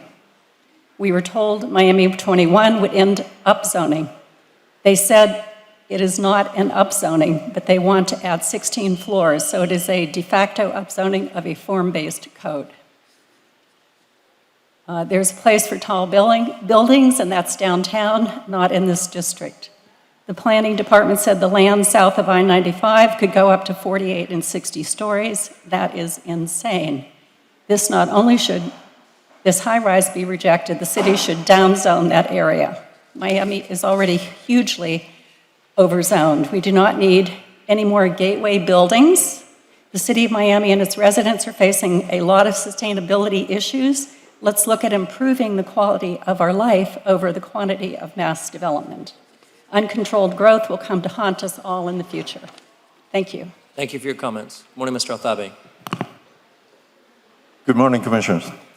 Andres Altabe, 1900 North Bayshore Drive. I'm here to talk about the changes to the Design District SAP. We have had several conversations for a long time with Craig Robbins. We think we understand each other. It's not that we agree completely on everything, but we all know that that intersection is a problem, traffic problem. We know that buildings are going to be built there on both sides of Biscayne. He understands that. He is not asking for increasing the number of square feet that he by right can build, but he's asking to be accommodated for more height. And in our discussions with him, I explained that, yeah, it may be a better project than what you can build by right, but that has a cost, and that cost is public benefits. You have to contribute to public benefits. There is when we disagree, right? Because public benefits are being calculated at $3.5 million. What we are requesting is that he needs to make his contribution like everybody else, and that contribution should be dedicated to traffic mitigation. That contribution should not be going to a general fund. It should be dedicated to that area. And if we get that, well, he is contributing to some traffic mitigation. Well, with public benefits, the contribution to traffic mitigation would be exponentially better. Thanks. Thank you for your comments. Good morning, Mr. Fernandez. How you doing? Good morning. Marcelo Fernandez, 3936 Main Highway. I'm here as the chair of the Coconut Grove Village Council. We're a member of 9 that are elected officials here and trying to liaison between the city and the residents. On the Charles Inn, we have had numerous meetings. Amongst us 9 have spent hundreds of hours in looking at this plan and talking to the city and to the residents. And unfortunately, the main reason why it's even coming up here, it's the fault of the city. The city has not been keeping up their part of the plan where keeping Miami 21 zoning up to speed. When Miami 21 was completed over 15 years ago, your consultants told you that they didn't finish the plan. They need to come back and revisit some areas. One of those areas was NCD 2 of the West Grove. Many properties do not follow the gist and the intent of that. And this is a project that's perfectly in there. You have a T3R, which is single family, low density, right next door to G1 and T5. That is not part of the plan. That should have been corrected years ago. Your consultant asked you to come back and review that plan. It didn't done. After 10 years, this zoning should be revised. 10 years passed, didn't get done. We brought the issue back up 3 or 4 years ago in trying to revise NCD. Again, it got shut down by this committee. We should not be here right now. This development now is bringing part of that into compliance with Miami 21. And even though there may not been, not everyone's going to be happy on this, the developer has done everything they legally have to do to try to get this thing going. The biggest issue here is traffic. In 2017, the Village Council started working with Public Works because this street, Evangelist Street, a historical street, needed traffic calming and being redeveloped. The city must keep infrastructure in play in order to have these developments go forward. And now here you are, 4 or 5 years into just trying to do one street in as far as traffic calming thing, and it's not done. Now it's going to be put on the developer. The traffic must be attended to, because I know this developer is going to do well, and it's a good project for the community, but these residents 500 feet have all the right in the world. Their claims are correct, and traffic is an issue. And I can see what's going to happen. He's going to finish this project, and the city's still not going to do jack about this street. You must require that the city, and don't put the burden on the city, on the resident or the developer. The city must review and implement the reconstruction efforts Public Works started in 2018 and get it done before this project is finished. That's already passed. What is the resolution? What is the position of the Village Council? We passed 2 resolutions. We passed an approval for this project with conditions. Some of those conditions have been met, and the developer has proffered some of those conditions in their covenant.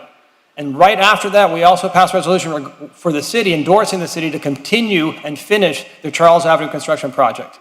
We passed those resolutions back in end of 18, and still here we are here today in 2021. Excellent, and you're absolutely right about Miami 21. It is unfinished, and so I hope the Village Council is involved in the new, the Village West Affordable Housing Blueprint exercise that the Planning Department is taking up now. So it is a complete look at zoning. Instead of looking as one applicant after one applicant applies to us, we're going to look at the comprehensive view of the neighborhood to see what is appropriate and where we should go forward. Also, I know that you've put together a board to review the Miami 21 plan right now. Unfortunately, that board is not filled with any residents. It's filled with attorneys from zoning attorneys. So we have to take a look at that before it goes forward. We are going to be bringing it back in smaller pieces. We think our mistake was we went too broad and talked too many things, but it is going to be brought back. And if this foundation of the plan was corrected, if the plan was corrected, you wouldn't have these issues.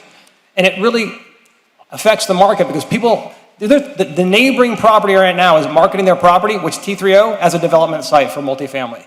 So it confuses the market, it creates all this work, and if we had a foundation plan of Miami 21 corrected and updated quickly, we would avoid a lot of these issues right now. Thank you. But bottom line, Village Council in support of the project and in support of the city continuing and finalizing the street improvements. Absolutely. Thank you. Thank you. Good morning, sir. Good morning. Good morning. My name is Tim Gray. I live in 3900 Charles Terrace. I am here to support PZ 6 and 7. I am a fact, guaranteed witness that the developer hires within the community.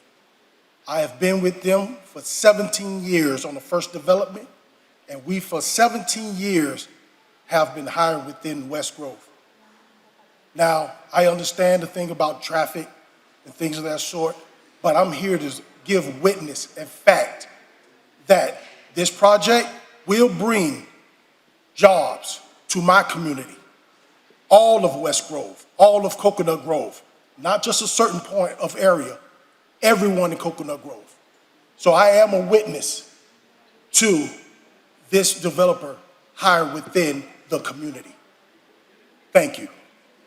Thank you for your comments. Good morning. Hi, good morning.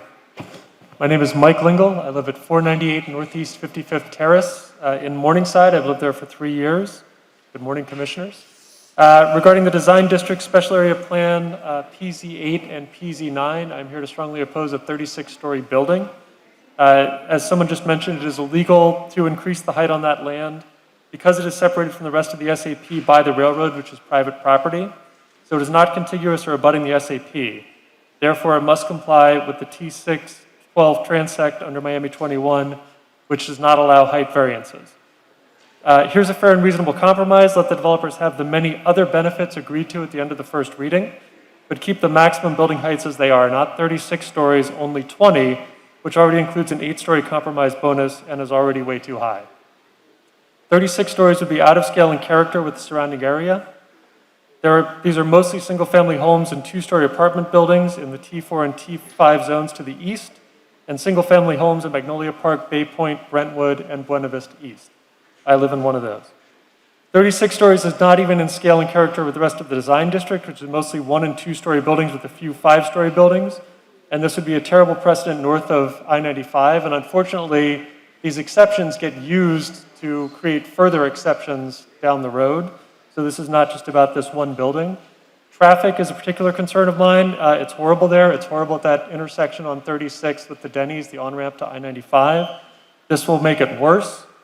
It will not get any better until there are expressway on-ramps from southbound Biscayne Boulevard without having to make a left turn. Rather than allow a 36-story building, it would be great if the state would buy the properties or get the state to buy the properties on either side of Biscayne Boulevard there for on-ramps. This would be best for the public welfare. I deal with that intersection all the time. I know that these developers make big contributions to the campaigns, but we as citizens also make big contributions. So you may not see a big contribution from one of us, but all of us in the area do contribute, and I encourage you to take that into consideration as well. And just a quick question for you, because this is clearly people are repeating specific things that have been stated. So if there's no increase in density and no increase in intensity, square footage, so if there's no density increase, no more units or people or would be living there, how does that affect traffic? It creates, well, first adding people creates more traffic. But if you're not adding people because there's no additional units. I understand that the density doesn't increase. The way it does is in the future. By allowing this 36-story building, it creates precedent. So already, this building is looking at Aqua to say, okay, there are already higher buildings. So every time we make an exception, we allow for higher and higher buildings in the future. And that is what is eventually going to create the problem. Also, this is creating an opportunity to have a conversation about how do we fix that intersection with the Denny's. If we're going to be adding more buildings of even 20 stories in the future, can we take this moment to talk about on-ramps and do what actually needs to be done for that intersection so that we can prepare for the buildings that are Understood. coming? So you're saying that That's my concern. the domino effect of it could invite other taller buildings which would be more dense, which would cause more people, which cause more traffic. And that intersection is already a problem. Okay, I understand your point. Thank you. Thank you. And Mr. Garcia, I don't need to take it up now, but please remind me when we take this item up, there's been a few mentions of illegality with regard to an SAP crossing a railroad track. So I would like to address that within the code and the law, whether or not an SAP, because my understanding is that the SAP does cross the railroad track and always has. But I want to get a clarification from you on that. Yes, sir. Thank you. Good morning, Mr. Torres. Good morning. Good morning, Commissioners. My name is James Torres, and I'm the president of the Downtown Neighborhood Alliance. Just want to be clear for the record that I'm here representing the DNA. We're also thankful on 2 items that were deferred today, so I want to say congratulations to both of you on that. Let me get that number. When I mentioned the word marina, we're just going to hold off, okay? So the DNA's position on RE.2 9090 and SR.2 8727. The 9090 is as it relates to the marina. We appreciate that that's being deferred and have further conversation and other bids as well. SR.2 8727, the position of the DNA is also thankful that this is going to be deferred and have further conversations. We would ask Commissioner Ken Russell if we can have a seat at the table to have that conversation, as it does affect downtown Miami and other high rises throughout the city as well. Thank you for that, and also inviting you on June 2nd to the Bayfront Park for the Ice Cream with a Cop and the scooter initiative, the safety and education piece. You guys are more than welcome to be there. Thank you, Mr. Torres. Thank you, guys. Have a good day. Good morning. Good morning, You're very welcome. My name is Carol Davis Henley. I'm the granddaughter of E.W.F. Stirrup. I'm at 3277 Charles Avenue, which means my house is right next to the development. And this is something that I have been looking forward to because, first of all, I want to see that Bahamian architecture back in Coconut Grove, which is totally disappearing. And in terms of the traffic, the traffic can be minimized. And my grandfather's house was right across the street, which meant I went there every day after school. I was there when the Playhouse was open, and that would have had far more traffic. And it was not an issue. But more importantly, when I look at that map, I know that there are residents that are listed within 500 feet that should not be on that map because some of them said they signed a petition based on incorrect information. And you will hear that. They now want to get their names off of that petition. It is a good thing. It's something that the family thinks will help preserve the Bahamian heritage of Coconut Grove. Not to make money or anything like that, because we are losing it. And I've been fighting it on every front, trying to preserve that history with Vizcaya and other organizations. The person from the church in Oddfellows Hall was supposed to be here today, could not be here due to personal problems, but she spoke at the last meeting, and she's across the street diagonally. And as you heard before, she is also for the project. Thank you. Thank you for your comments. Good morning, Mr. Fenner. Good morning, everyone. I'm Bernard Fenord, 3655 Grand Avenue. I'm here on behalf of Apostle Dr. John Chambers, President of the Coconut Grove Ministerial Alliance and Believers of Authority Ministries. I'm here to speak in advocacy and in favor for PZ6 and PZ7, the Charles Avenue project.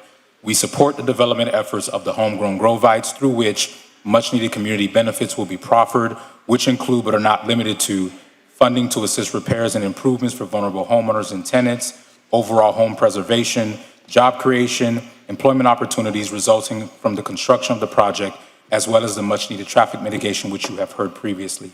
So again, Believers of Authority Ministries, Coconut Grove Ministerial Alliance, and Apostle Chambers, we encourage the Commission to proceed with the approving of these items for the good of the community. Thank you. Mr. Fenord, one question. The two entities you mentioned, both Believers of Authority and Ministerial Alliance, are they receiving any financial contribution from the applicant, from the developer, in exchange for this No. zoning? No. Thank you. Good morning, Mr. Cruz. Good morning, Commissioner. Just waiting for there it is. Commissioner, I have been granted extra time from Celia Kurland. So just wanted you to be aware of that. In case I go a little over, she's given me her 2 minutes. Good morning, Celia. Good to see you. Glad you're well. Mr. Clerk, if you could put 4 minutes on the lost clock, quorum? please. We don't need a quorum for public comment, and the audio is pumped right into the bathroom so everyone can hear. It wasn't working there earlier, but I'll go ahead. So good morning, Commissioners. It's Elvis working Cruz. there now. Thank you. Good morning, Commissioners. Elvis Cruz, 631 Northeast 57th Street. For PZ8 and 9, the proposed 36-story building is indeed illegal because the properties east of the railroad are separated from the rest of the special area plan by the railroad, which is a private property, not a street or alley. Therefore, those lots cannot be part of the SAP and must comply with the T612 transect under Miami 21, which does not allow height variances. Here's a fair and Could you reasonable... pause the time for 1 second? Yeah. Todd, because I know you have a lot of things to go through, so I just had a question for you about that statement, and that's what I asked the planning director to address later. Are you saying that when the SAP was created, it was created illegally because the SAP does span across private property? Or are you saying this current application is illegal because the amendment of the SAP spans across private property? The SAP was created in increments as other properties were added. I don't believe these two properties were part of the initial SAP, but I'm not sure. However, whether or not they were part of the initial SAP, they're not part of it because they're separated. Moreover, there is enough acreage to the west of the railroad tracks. So there is an SAP there, but these two properties are out of bounds, so to speak. So your assertion is when they were added to the SCP, that was an illegal move, is what your assertion is? Correct. That was Thank it. you very much. You can restart Yeah. the time. But, Thank you. But hold, don't restart the time, because, You have a question? well, we get real, I hate the word, to use the word liberal, but we get real, kind of throwing darts at everybody involved in the process, because no one up here, the unfortunate irony of change is that sometimes you participate, sometimes you watch it. Most have to endure it, right? And I think to say it's illegal, because that now is the second time, we need to at some point have an opinion that allows us to determine whether or not it's illegal. Because if it's illegal, then there's no basis for discussion at all. You see what I'm saying? And of course, I know a lot of people was promised things under all this, hoopla that this Miami 21 was supposed to be so great. It's not been reviewed or revised. It causes us a lot of problems relative to what we have to decide. I know we're waiting for a report in August, but, everybody would holler and scream if we stopped any sort of zoning matters until that was done. So I think that to say that it's illegal needs to have a fair hearing relative to our council, because if it is, then what are we talking about this for? You understand? Because that's been the second time you heard that. And I've heard that on a number of occasions already. I don't know that it is. It's not a private property, it's a public right-of-way. Would you like to ask for clarification on that now, or you want to wait till the item? Because we can. I'll wait. It's been brought up quite a few times, you're right. And so it's setting a record Right, make us like we're that doing our something wrong action, here. that this action today, this potential action today is illegal. But what I've ascertained from Mr. Cruz, though, is that what was done was illegal, is what you're saying, because it crossed a railroad track. When we get into the quasi-judicial item itself, we will definitely take that up. But your point is well noted, Commissioner Watson. We'll restart the clock. Thank you. So here is a fair and reasonable compromise. Let the developers have all those other benefits agreed to at first reading, but keep the building height capped at 20 stories. Not 36 stories, only 20, which already includes an 8-story compromise bonus and is already way too high. 36 stories is illegally not in scale and character with the nearby single-family homes of Magnolia Park, Bay Point, Brentwood, and Buena Vista East. It's not even in scale and character with the rest of the design district and the beauty of the design district. And it's a wonderful place. The beauty of it is low scale. The planning department looked south across the dividing line of I-195 to recommend this. They discounted the 1 to 3 story scale and character of the surrounding area. Bay Point is closer to the property than the Blue condo, which is south of the interstate, but they didn't speak about Bay Point and how this would tower over that single-family neighborhood. This would be a horrible precedent north of I-195.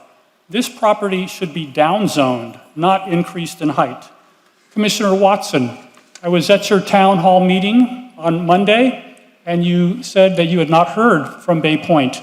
In my hand is a petition signed by 36 Bay Point residents, which I'll be handing out after I speak.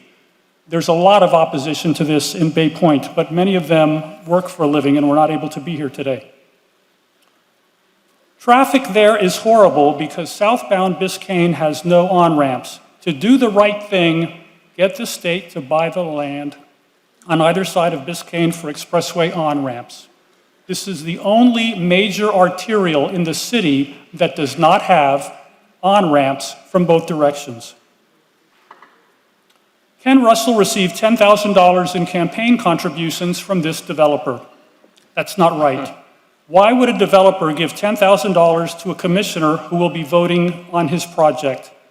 The public will no longer silently swallow while commissioners make decisions in favor of developers who gave them thousands of dollars in campaign contributions.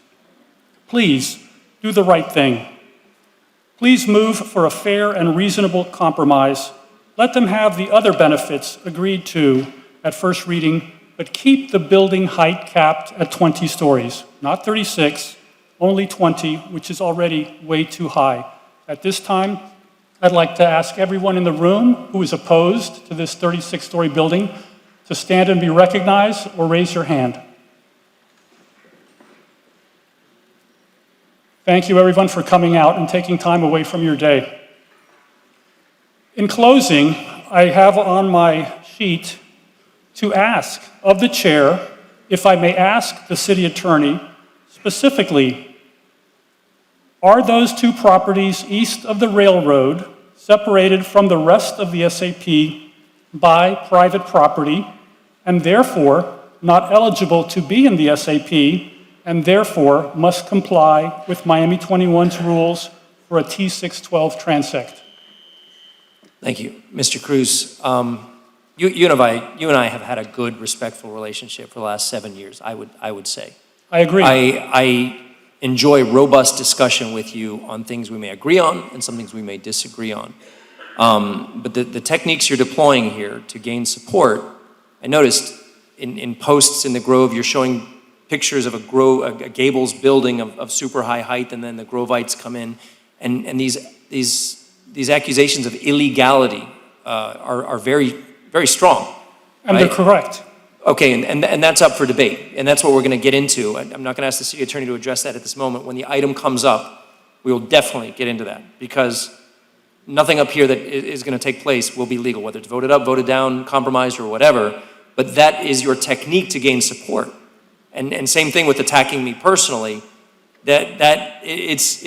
It's going a little beyond, because I think my reputation precedes me with regard to items. Now, this item has gained a lot of attraction for the height that that's being proposed, right? But that's also masking whether or not there's going to be additional intensity and density. So by saying that there's going to be additional traffic, that's implying there's going to be more people going in there to live or work, but there's no additional units, no additional square foot. So really it's just a change in shape. So the opposition here is to one of height, which is respectable. It's a respectable opposition. But we're going to get into whether or not, one, is it illegal for an SAP to cross private property? And two, whether it is illegal to grant height if this is in line with transitional zoning that allows for incremental heights, because that's what the code requires, right? So, of course, you don't want giant next to tiny, right? That's the way the code's written. But I'd really ask that we keep our debates healthy and respectful to the item and not the character of the people. Commissioner, I strongly disagree that I have attacked you personally. All I have done is mention facts. The concept of you being, of me calling out you're having received $10,000 in campaign contributions. That's not what I'm talking about. I'm talking about when you write that there's deception going on, implying me. When you say it would come back to the liked side and these types of things. Yes. These are character attacks. I stand by that comment. If you would like to have a line-by-line reading of my email in a public forum, I would welcome that. And I say it at the microphone, sir, to your face. You used to be great. We remember when you first ran and you said so many wonderful things and you spoke against candidates being influenced by developer money. Please come back to who you were. You have greatness in you. Don't let the water fountain here. Don't drink from the Kool-Aid at City Hall. Become who you were. Again, Elvis, I wouldn't do the same to you, because I've certainly learned more about you and your techniques of getting support for the items you want passed in the way you want them, and I don't think they're very above board either. And so I've listened to you, but I still respect your time, and I don't attack your character. I have not attacked yours. You have. No. But that is your right to speak in any way you want at your public time. But that's just my ask of you as a friend who has, and you may think I've changed, but I'm still me, and I haven't, and I've always been in favor of healthy development. And what I've learned about you is you will go to the mat if you don't get your way, and you will rally the troops to attack whoever is opposed to or in a different opinion, whether that's about trees or shorelines or building height. I respect you, Elvis, and I just wish we maintained a mutual respect. I hope we do. Please know Correct me if I'm wrong. I asked you 3 times for a meeting on this issue, and I got no response. I would love to meet with you afterwards. We're wasting a lot of time talking about... We're not wasting any time. Okay. But because you don't get a meeting, that does not validate a personal attack. So, yeah. It was not a personal attack. We disagree on that, I understand. We're going to move on. Thank you, Elvis. I Thank appreciate you. I'm waiting for will the question be answered that I it. It asked? will be answered at the item, and trust me, I've already noted that question because I would love to hear the answer to it as well. Thank you, and sir. I will vote based on what I learn on the legality or illegality of that item. Thank you. And I appreciate that very much. Thank you, sir. Good morning, Pastor Robinson. Good morning, Reverend Nathaniel Robinson III, Senior Pastor of Greater St. Paul African Methodist Episcopal Church and the Chair of the Board of Grace, Grove Rights and Community Equity. I want to start by saying that items PZ 6 and 7, Grace will continue to offer support for the passing of those items. When Grace was initially organized, one of the many reasons we were organized is because the voice of the community was underrepresented as it relates to development in West Coconut Grove. One of our goals was to seek to amplify the voice of members of the community. And so I say that and follow that with Grace fully supports any member of the community or organization in the community's right to voice their opinions and concerns. We are in full support of that because that is a part of Grace's mission.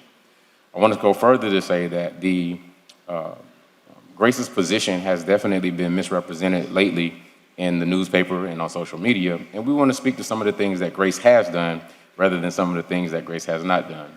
On February 25th of 2020, Grace held a town hall meeting at St. James Baptist Church where all members of the community were invited. Commissioner Russell, I believe you attended, and members of the community who live in, who are requesting intervener status also participated in that meeting. We let everybody in the community know that we were negotiating community benefits agreements, and we made our information available for anyone to contact us and to participate. Additionally, at the 11th hour, when Grace was contacted by members of our community who had some additional concerns, Grace delayed the execution of the community benefits agreement that we had made with the developer to add their concerns to our CBA. And so Grace, we just want it to be known here today that if Grace's name comes up and it could be potentially misrepresented, it will be available if you would allow us to make comment in response to what Grace has done. Yes, thank you. Thank you. And Pastor Robinson, I believe I know the answer, but I'd like to ask the same question because this has been an assertion that has been made. Has the Grace organization or will the Grace organization receive any direct funding based on this rezoning? No. Thank you. Good morning, sir. Hi, my name is John Calkins. I live at 431 Northeast 51st Street in Miami. I'm here to speak against the proposal to increase the building height to 36 stories. The area is zoned for 12 stories. It is currently approved or initially approved for 20 stories, and now the developer wants to raise it to 36 stories. Now that's a threefold increase. That's threefold what the area is zoned for, from 12 to 36. So what I say is 20 is plenty and nix 36. And I don't understand. I know that there are reasonable people who sit at these commissioner seats, and there is a real dilemma here. I know that it doesn't make sense to increase the size of that building from the point of view of the citizens of this community who live in the houses and in the surrounding area. It's totally ridiculous. And any thinking person could understand that. So what's the elephant in the room here? Why is it that this gets serious consideration and may very well pass this commission? Well, the answer is obvious. It's money. And it's money that is given in the form of cash to campaigns. That is the only reason that commissioners would seriously consider this proposal. It makes no sense for the community. It makes no sense for the neighborhood. If you want to know why people distrust their public officials, here is a wonderful example. So what I say is 20 is plenty, nix 36. Thank you for your comments. Excuse me, sir. May I ask you a question right quick? Yes. Yes. Where do you live? 431 Northeast 51st Street. 431 Northeast 51st Street. It's in Morningside. Yes. You're about 15 blocks away from this development, right? I live several blocks away, yeah. And it affects you how? It's too high. Of course it's too high. And it blocks And you? it keeps coming north. All these huge buildings. I thought that I-195 was supposed to be the barrier. And how long? And this is on the other side. This is jumping it. How long have you been living there? I've lived there for 44 years. And you say you thought I-95 was supposed to be the barrier, based on what? I'm sorry? Why did you think I-95 was the barrier? I-195? Yeah, why did you think that was the barrier? Well, because that's what I was told was the barrier. You was told by whom? They? But I mean, who are you told? I've heard it many times. I don't remember who told me. Heard it many times, but Yes. you don't know who told you that. Well, what's your point here? I'm asking you a question. You're saying somebody got cash, or we get cash, and all these things. And I'm just trying to understand when people are making these unfounded claims, unfounded, where are they coming from? What is unfounded about the claim that it's ridiculous to put up a 36-story building in that area? What's unfounded about that claim? Okay. Thank you. And sir? Well, I'm told that Miami 21 promised that there would be no building of that height north of I-195. And I would love to address that when the item comes up, but the Planning Zoning Appeals Board voted overwhelmingly in favor of this item, including my representative on that board that I appoint, who is a staunch protector of single-family neighborhoods. Voted overwhelming for what? In favor of this project. The 36 floors? 36 stories? The application as it stands, none of them have campaigns. None of them receive contributions. This is an appointed body of the city that analyzes these things. So the accusation, it's just a little tough. But you're very welcome to that opinion. But the Planning Zoning Appeals Board, including appointees that would normally be because I think what's being conflated here is height with density and intensity. If no change to the number of units or the square footage, it's just about the shape of the building and whether it's in context. And I really look forward to bringing that up with staff as to whether or not, because you may be right. You may be right. Nothing should be allowed north of I-195 at a certain height. We're going to analyze that. But I really appreciate your comments. Thank you. Good morning, Linda. How are you? Good afternoon, Commissioners. I'm Linda Williams. My primary address is 3523 Charles Avenue, but I temporarily live at 3517 Hibiscus Street. I'm here while I speak or represent on a number of boards in our community. I'm speaking as a long-term resident. Regarding PZ6, its desired or the purpose is to amend to become a low-density restricted commercial project. This project represents future growth. I'm in favor of it. The West Grove community is largely in favor of it. Patrons will visit this site. They won't just walk up and down Charles Avenue. They will primarily go out to Main Highway, visit those restaurants, shopping centers, and even into Center Grove. This project offers culinary training, hospitality training, and jobs, unlike the major hotels in our area are not doing.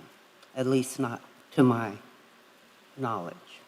This project will become a destination for visitors locally and out of town, offering a Bahamian experience. We have Taco Bell, we have Chinese food, Asian food, you name it. We don't have anything representing the culture here by the Bahamian influence. Hopefully, this project will spur small business in two primary Village West. PZ7, the purpose, meets the design guidelines of NCD 2, while most other developments do not. May I defer 2 minutes? How much more do you have? Is somebody donating? minute. I'm sorry? A minute. Go ahead. Okay. Most calls that I've received reflect on the traffic. The traffic can be resolved. That issue can be and will be. It falls primarily not to the developer or the owners. It falls primarily to code enforcement. That's largely the core problem of a lot of issues in Village West. Code enforcement has not been enforced.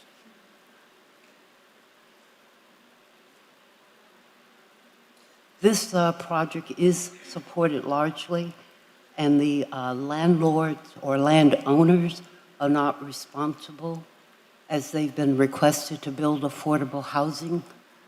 That's a slap in the face, really, to tell an owner what they should or should not build. Affordable housing is a responsibility of our city, our county, and/or state, according to the Affordable Fair Housing Act of 1968. Again, I support this project, and I think it will make a big, grand difference in our community known as Village West. Thank you. Thank you, Linda. Good morning, sir. My name is Houston Marshall. I'm here to speak on PZ 6 and 7. Could you get just a little closer to the mic, please? PZ 6 and 7. Thank Oh, okay, that is better. Okay. I live at 3278 Thomas Avenue, which is in the borders of the 500 feet of the project, the hotel. I've been a resident here in Coconut Grove for over 70 years. My sister lives at 3220 Thomas Avenue. She has a house there. And we both are in support of this project. What happened was there were individuals a couple weeks ago in our community in West Grove, and they were going door to door trying to, in search of signatures on a petition. And they gave all the gloom of building the hotel, but none of the attributes that would happen because of the hotel. So we also signed, but we're here today to want to rescind that signature, if possible, by being a part of that, not wanting the project in the Grove. What happened was they gave a false representation of the traffic situation that would be created. The safety of the residents was also misrepresented. So I'm here today to be in favor of that particular project. I know members of the Stirrup family, they've always been and looked upon as good neighbors, looking forward to doing things within the community that would benefit the community. I thank you. Thank you. Good morning. Good morning. I'm Ashley Snow, and I'm here representing Rebuilding Together Miami-Dade. And I'm also a resident, and I reside on 3555 William Avenue here in Village West. I'm here to speak in support of PZ 6 and 7.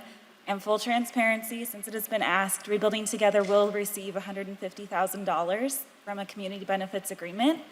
That will be used to repair existing naturally occurring affordable homes here in our neighborhood. We have a strong presence here. We've been working here for a couple years. Our office is on Grand Avenue. We're very committed. If anybody has any questions about our plans and how we plan to use that money, I invite them to come in, email me, call me, anyway. But as a resident, I want to come and I want to speak. I moved to Miami 8 years ago. I have a lot of people that come in from the Seattle area, and one of the things that I love about this city is the multicultural diversity.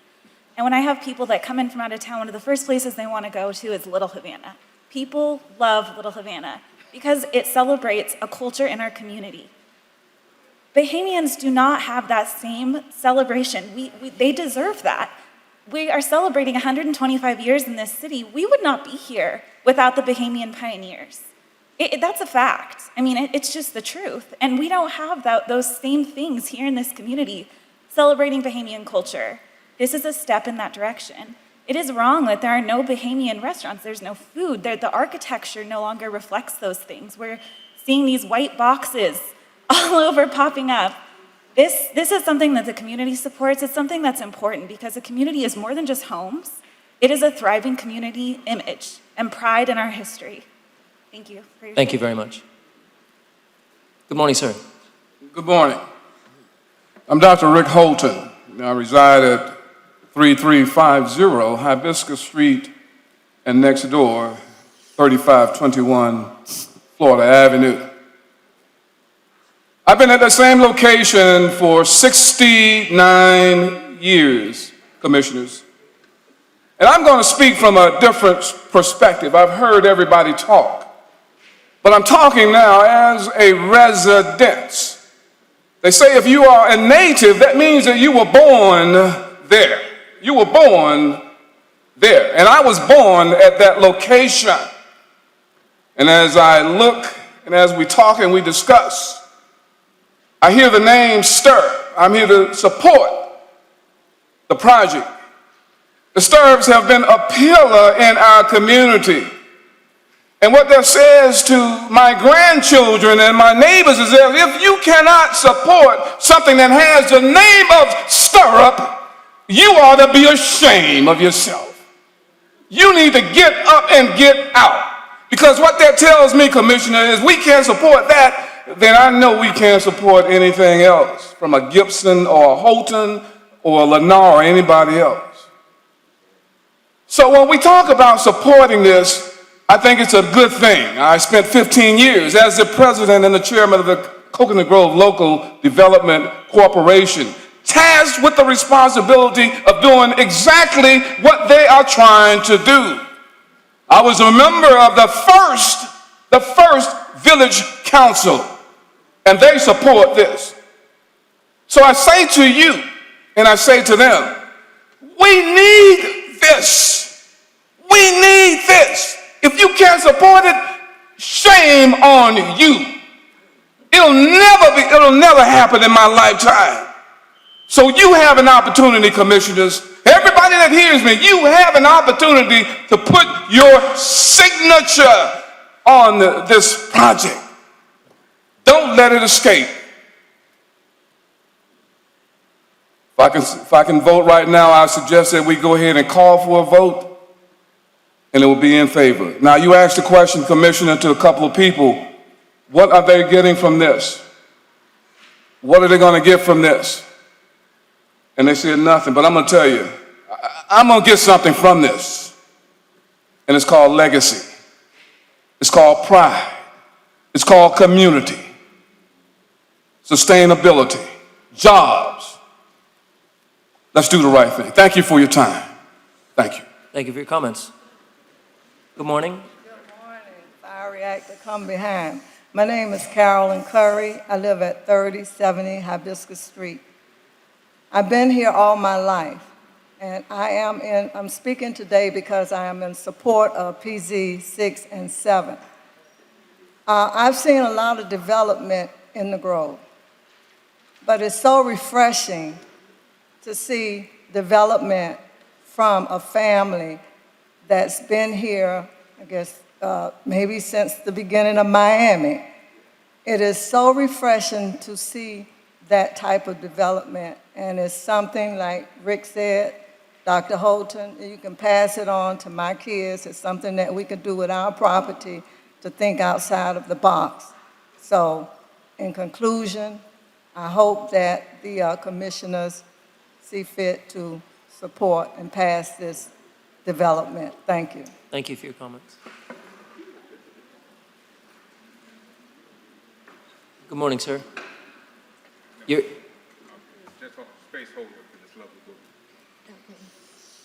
good morning, Doc.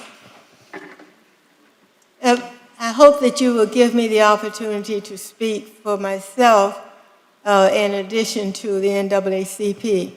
I'm Dr. Freddie Young, Gillum Young, formerly and born at 3767 Percival Avenue.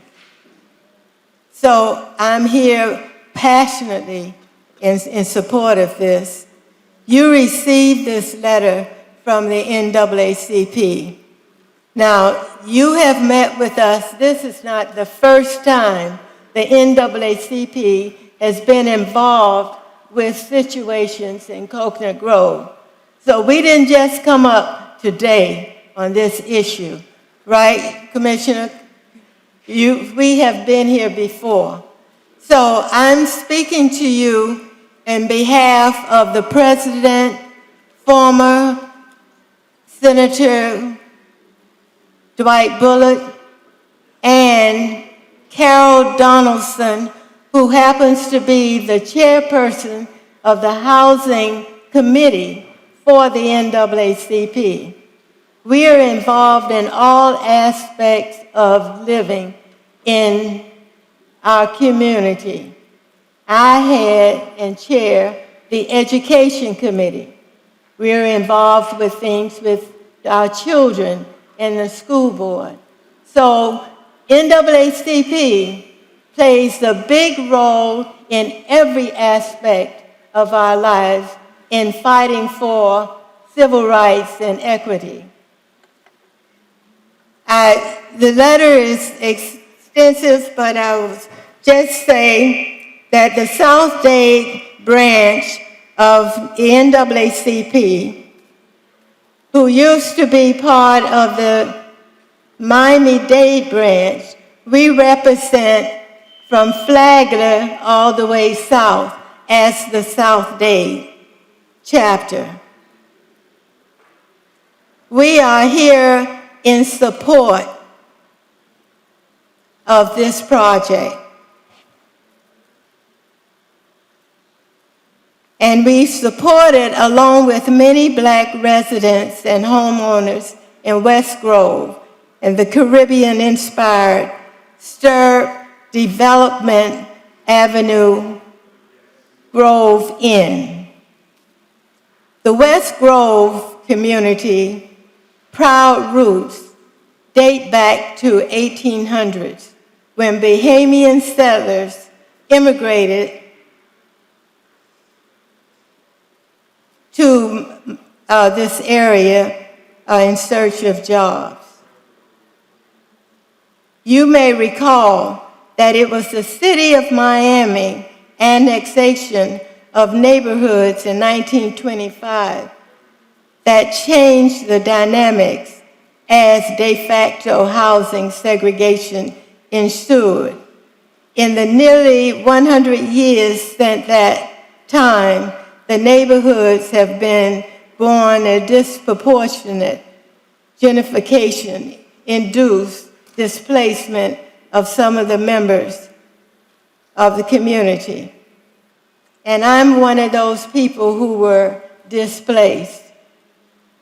The HUD took the whole block of 3767 Percival Avenue.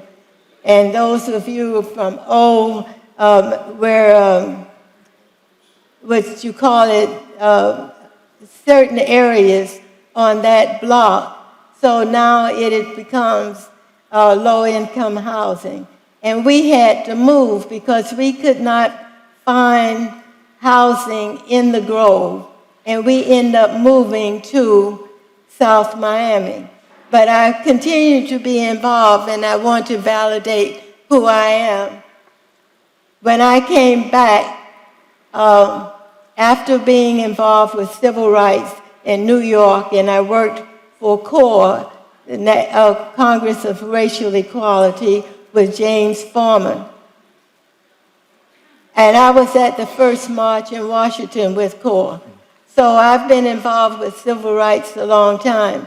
When I got back to Miami because my mother had a serious car accident and I had to move back home, Father Gibson got me involved in the community. And I was appointed through Father Gibson on the first Community Action Agency board. At that time, we elected Ike Withers, who was the first chair of the Community Action Agency. Doctor? And just one more minute. And what I want to say, I was on that board as the first chairperson, as the first person representing Coconut Grove on the Community Action Agency. I had to leave that agency as the president because I had to be moved out, and we moved in South Miami, and I could no longer serve as the leader of the Community Action Agency. But I am still involved and concerned about the community. And this building will bring jobs and opportunities, and I'm working with Thank you. trying to make it happen. So I'm passionate about this. We need this in the community, and we support it, NAACP, and I support it. Thank you for your comments. Good morning. Please hold your applause. Good morning, Mr. De La Paz. Good morning. I want to thank you for being time today, Commissioner. I was prepared to talk about other things, and someone caught my attention with the word shame. I'm not ashamed to be opposed to this particular development. And if we're going to use that word, I think someone should feel shame. It would be the Stirrup family to rent their name to developers. The Stirrup are not developers. They have partners in this. We don't talk about the partners. We don't talk about the trajectory of those partners. We don't talk about the amount of zoning code violations cited by the city and that property. We should, and I'm going to use the word shame. I should be ashamed that we have the president of the Coconut Grove Village Council talking about a resolution when we as a resident didn't have the time to vote or comment on it. We should be ashamed to have an association, hold an association, the West Grove, that if you happen to be a Latin Cuban, you're treated like you should not talk in those meetings. We have members of this Stirrup family, with you present, telling me if I don't look like them, my opinion should not be taught. I have been told because Cubans, politicians, Nelson Mandela was not able to come to Miami and the world tour. There's a lot of racists on Coconut Grove. There's a lot of people who don't accept people coming to the community. And they're labeled drug dealers because they live in new homes, and they put a lot of labels behind. I can deal with that. I'm a grown-up guy. My point here is, if you're going to use the name of the company, of the person, of a legacy of someone, make sure that we know everything that is behind and what is the end goal of that renting of the name. Because at the end of the day, if you look at the Stirrup property and you check at the city records, you will look into a lot of violations, a lot of them. In fact, last week, the garbage department was there citing the property for having mountains of garbage in front of them. The situation is so bad that there is a camera from the garbage department in front of the Stirrup property. And it's a shame that someone rent their name and their legacy for someone else to make money. Thank you. Mr. De La Paz. Yeah, by the way, there's nothing here about jobs. People on the West Grove, they don't care about jobs. People on the West Grove, they don't care about their community. They have let it go, that community. The only business, the only prosperous business in Coconut Grove is in 37 and Grand Avenue where they're selling the drugs. Wow. Mr. De La Paz. So if so... Mr. De La Paz. Yes. I would like to ask you a question. You live on Charles Avenue. You are a member of that community. You are a neighbor in that community. I live there. I'm not a member because I haven't been able to be part of the community. You don't feel that you're a neighbor. Okay. No. Let me rephrase that. When I moved to the community, I looked for the local association, which is called HODA. I pay my $25 and I become a member. But I have been told in that meeting... You mentioned that you don't feel welcome there, that you don't feel free to speak. But my question is this. My question is germane to the application. Because Yes. you live on that street. Yes. And that is within a neighborhood conservation district, NCD2, which has vernacular protections for the Bahamian style of architecture. You live on Charles Avenue, which is designated as a historic street, which has further protections and intentions for the Bahamian vernacular. And I'm not saying this to attack you, because your development is legal. What you did is legal. So I will not subscribe to... Sorry, can you rephrase that? Okay, where I'm going is that you own the most modern home on that street. No, but the part that you say legal... Is legal. Is legal. My understanding of how, when you built your house, and you went through the permitting process, it is completely legal for you to have built a modern home. And what that have to do with the hotel in my corner? Well, And I'm going to get there. What that has to do? Here's what it has to do. Because what we're seeing here is a struggle of culture. Yeah. A struggle of history. No, that is racist. You have your characterization of it, and you've been very vocal about your opinions on the neighborhood. Yes. But the fact that you were able to build a modern home on a historic street in a protected neighborhood for the vernacular Bahamian design means that there's a flaw in the code. Because what the code says is should honor the Bahamian, intention to show the vernacular. But through a warrant process or the Urban Design Review Board, you're able to get permission for modern. Now, if the intention for this area is to respect and try to continue that vernacular, what's in the code is not protecting us. And what can be built as of right on those 6 properties could be exactly like your home, as of right, by legal ability.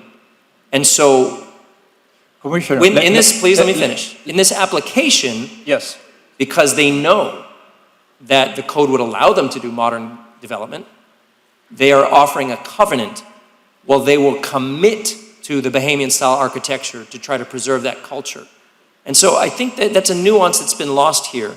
And I'm not demonizing your property, although many people feel that we should be trying to honor your legal ability to create modern architecture on a historic street means that we have a flaw in the code. And so that's something I've asked the planning department to look into as an amendment to the code. But that's not what we're discussing here. Where you went was a completely different direction, but what I'm here to discuss is this application. Okay, can I ask you a question? Yes. You, as a resident wherever you live, do you will approve a 63-unit hotel at your block? If it's allowed within the code and goes through a legal process, this is what we're looking at. Well, that's what they asking. Yes. Because the code, the land that they require is zoning single family. Yes. In that street, there is not commercial. There's single family homes. Right. And they are seeking support for a change to that zoning. Who's they? Who's they? The family and the development group that is working. Let's talk about the developer. Please, I'm not here to have a debate back and forth with you. Okay. They're seeking that, and they're trying to earn as much support from the community as possible. Now, clearly, they're not finding support within many that directly abut, but I don't see this as a race issue so much as an impact and traffic and neighborly issue. And you're very close as well. So I would like to try to take the personal attacks out of this. Oh, you did when you mentioned my house, Commissioner. I actually mentioned your house in a very respectful way to clarify that you went through a legal process to achieve what you did. And I respect that. What you did is not wrong by the law, okay? So I'm not attacking your character. But what you've said here today is very attacking of the neighborhood. And I got to assume it's toward the goal of your opposition to the project, which is your prerogative. But my retort was to bring up what will go there, but for this change and this commitment to the Bahamian vernacular. But your opposition is well noted, and I thank you for your comments. Chair? Yes, you recognize, Commissioner. I asked the gentleman a question and make a statement. Yes. Sir, how long have you been living? I'm sorry, I can't hear you, sir. How long have you been living where you're living at now? How long? Yes. I have been living for about 6 years. Okay, so you are what we call a transplant. Someone that came from... A what? A transplant. You're not from the area, you're not from the neighborhood. Yeah. You're from another area that moved there. And on top of that, to be as blunt with you as I can. I'm sorry, sir, I can't hear you. I want to be as blunt with you as I can. Thank God we live in America, and everyone has a right to express their opinion, no matter how wrong or right it is. This is America, and you're allowed to do that. But since I've sat up here, the first time at the tender age of 24, and in those years we ran citywide. I was 7 then, by the way. Well, just saying. I can tell you that your statements are so far off the wall. The community that lives there cares about their neighborhoods. You could go and drive by there throughout most of the single-family homes, and being poor doesn't mean that you don't care. The vast majority of those homes are being taken care of rightly. People care about their homes. They love their community. This is why when we had an opening one time when I was mayor, the person that I went and brought by the hand. Can I ask you for something? Hold on. I have to go to work. Look, you've spoken enough. Yeah. Now it's my time. In fact, Well, you should have been here you've been given more than 2 minutes. I have been waiting for an And hour. you know what? And you should have been here more than 6 years ago, okay? Okay. If you want to make those statements. All right. But I've been living in Miami, in this community, for well over 50 years. Well, you should So show more respect to the I have a community right. and being here in time. I have a right to speak. And frankly, if you want to be a wise guy, you could be a wise guy. Go ahead and run. That's what wise guys like you do. They can't take the heat. You throw the fire out, but when it's thrown back at you, you get your behind and you run. But the last point that I want to address, because this has to be addressed. He has the right to say whatever he wants, but I have a right, and others here have a right to rebuttal that. He made the statement, and he wants to talk about racism. The statement that he made when he said the only business that people want to have out there, or something to the effect, is selling drugs. What he was trying to imply was that the whole community there is involved with drugs.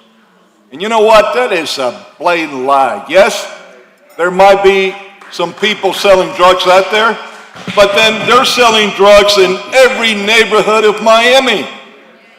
Every neighborhood of Miami, you have drug dealers. So I am sorry, I apologize.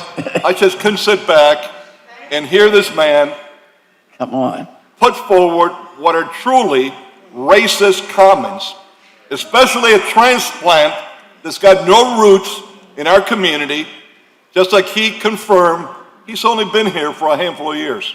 Thank you, Commissioner. I tried to stay reserved, but you helped me out there. Thank you, Commissioner.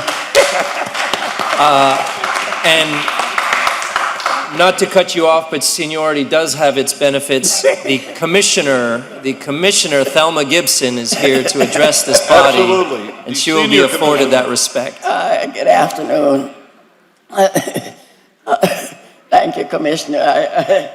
You know, we work together here on it, but I'm showing off today. I have on a shirt that says that some people know whose shoulders they stand on. And I didn't know about this shirt. And Jackie Collier said, you don't know about the shirt. So a couple of weeks ago, she brought me the shirt. So today I'm showing off because it has the name of my late husband on it, along with Athley Raines. She was the first person of color and a woman to serve on the Miami City Commission. And then was the Reverend Graham. And then third was the Reverend Theodore Roosevelt Gibson, my late husband. And he talks about on this shirt, D.A. Dorsey, who was the first person of color who was a millionaire who owned Fisher Island. And a lot of you don't know that, but a black man owned Fisher Island. And like everything else, it was sold. But he left a legacy. And he also has Georgia Ayers. And everybody knows how Georgia Ayers fought for the rights of people all over this place. And then he has the name, it always amazes me of the family that had the newspaper, the Reeves family. And this is the kind of thing that our young people are showing other young people, that we stand on the shoulders of many others. And I'm Thelma Anderson Gibson, and I live at 3661 Franklin Avenue. I'm finished showing off now. So I'm here in support of this project, primarily because I wanted to buy a piece of property on the corner of Douglas and Thomas across from St. Paul Church. And Dr. George Simpson, who's sitting there, was sitting there, said to me that the grandchildren and great-grandchildren of the Stirrup family now has a foundation, and they have decided they're not selling any more property. So they want to do something in this community. So I was so proud when one of the young people came to my home and brought me a copy of what they wanted to do up at that corner of Charles Avenue and Main Highway, pretty much.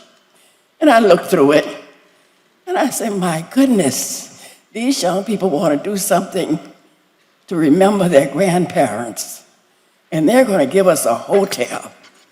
And then just a week later, another young man from Coconut Grove came to me with a copy of what he wanted to do on the north end of Plaza Street.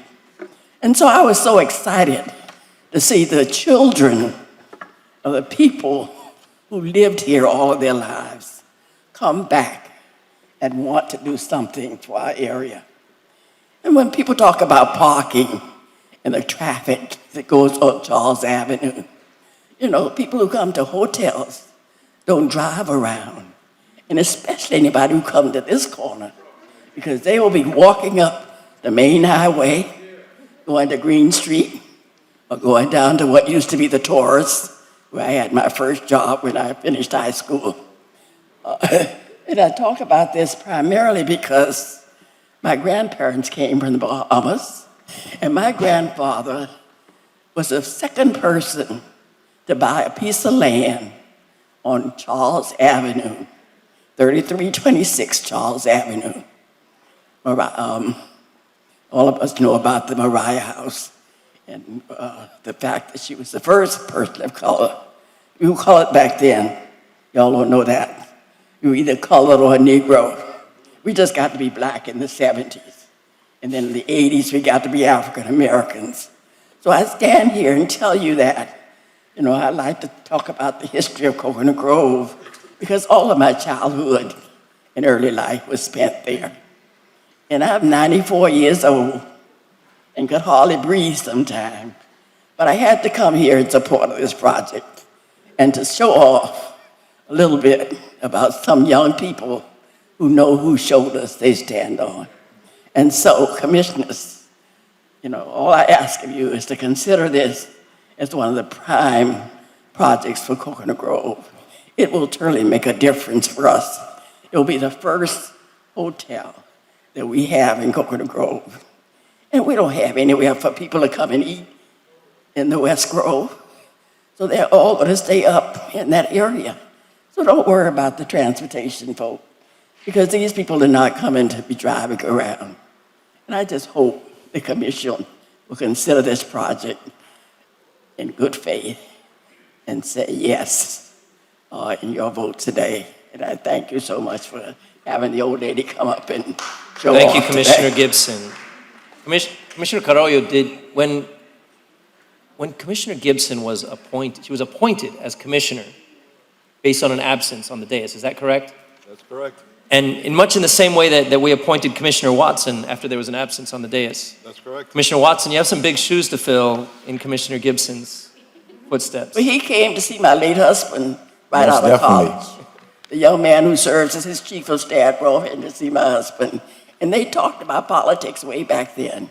And this is over 40 years ago. So I would have you to know that I'm proud to be standing here seeing this young man serve for the city of Miami in the Overtown area. Thank you, Commissioner Russell. Thank you, thank you. Thank you. First time I got called old and young at the same time, but thank you. Thank you, Commissioner. Good morning, Rose. Morning. I'm Rose Fountain. Most of you know me. Your microphone, if you could make it a little closer, Rose. Thank you. I'm Rose Fountain. I reside in Coconut Grove Village West. And most of you know me when it comes to preservation of our community. I had no idea how rampant this would be, so I took time out, if you bear with me, and I tried to acknowledge the concerns, what we are participating in right now as far as this project is concerned. From what I understand on PZ, 1, 2, 4, 5, and 6 are all relevant to Coconut Grove and Coconut Grove Village West. The Miami Comprehensive Neighborhood Plan is very relevant. Discussions, I try to surpass that, but I see that 1, 5, 6, and 8 I cannot get past. Neighborhood Revitalization District, which is part of what Commissioner Watson represents, and Neighborhood Conservation District, which is now in Coconut Grove Village West and has progressively helped us in renovating homes, building and preserving our community. Having said this, the CRA package under PH6, 2, 3, all interlocal agreements. The funding, I don't know if anything's been distributed, but I see about 2.4. I see 100,000, 650. I don't know if this money is relevant. I see a stimulus package. And what I won't go into all of what I understand here, but I do see that Coconut Grove, the business district, the corridors of the avenues, which would be mainly Charles Avenue for us since Grand Avenue is being developed. I think it would provide the sustainability in our community. This Oddfellows Hall is my concern really right now. I found out, I've been at this for about 20 years, I'm not as aggressive as some of my fellow compadres here, but I've been at it for about 20 years, excuse me. And from what I understand, we were trying to get the city to compromise and work with us to rebuild it across the street from Oddfellows Hall. And I found out the owners would like to have it rebuilt on their site. Now, some of them want it in the original form because they look at the Stirrup House and they like what they done. Some like the more modernistic form of it. There is a structure at Booker and Grand Avenue. It's a restaurant and a salon, a beauty, and they like that. So I would like the city to work with us if they can, and the people, the congregation there, because I don't actually know who's involved. And, but I do know the congregation Thank you. is, And Rose, you've always been aggressive with your advocacy. I've received handwritten letters from you and emails for 6 years, so thank you. Thank you for your comments.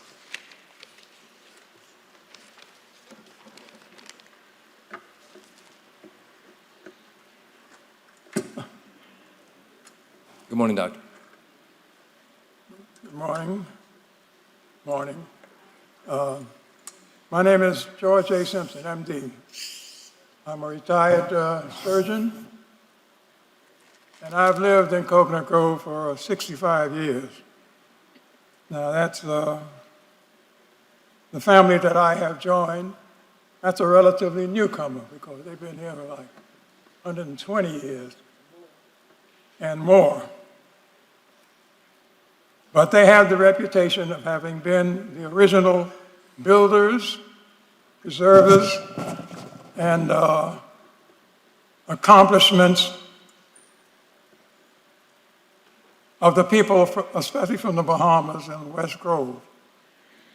Now, when I was sitting here, what came through my mind first was the words of Henry Wadsworth Longfellow.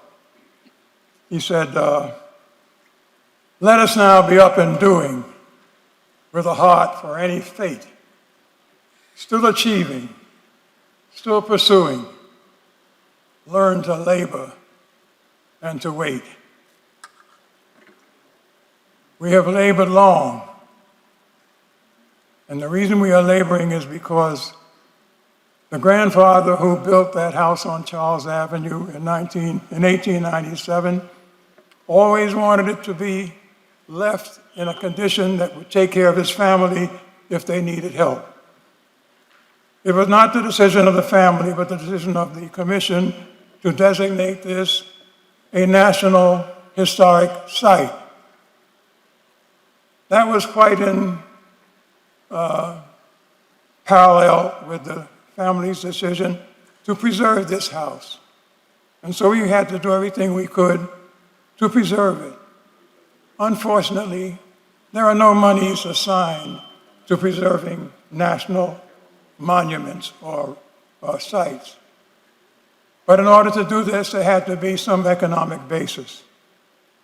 The family was fortunate in having made a partnership with a development group that also had the goodness, the progress of Coconut Grove in mind.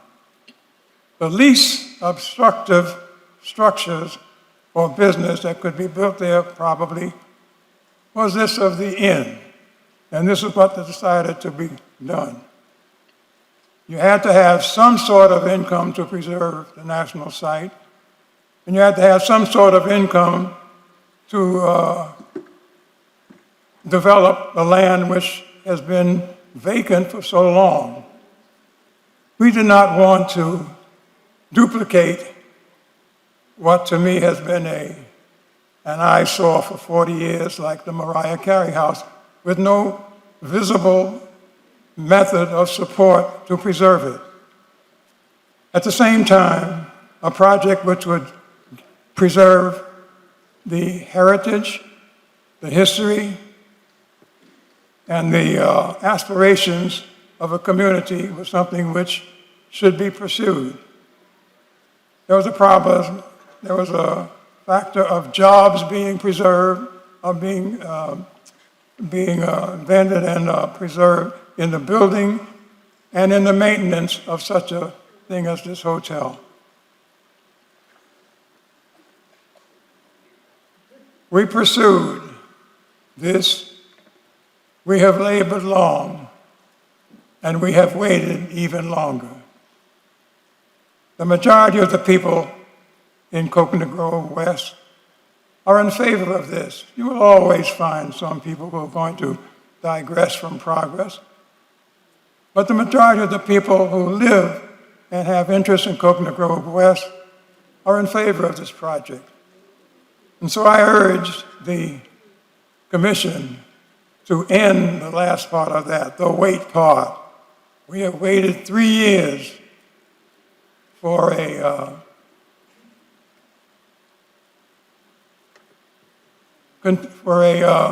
completion of this development.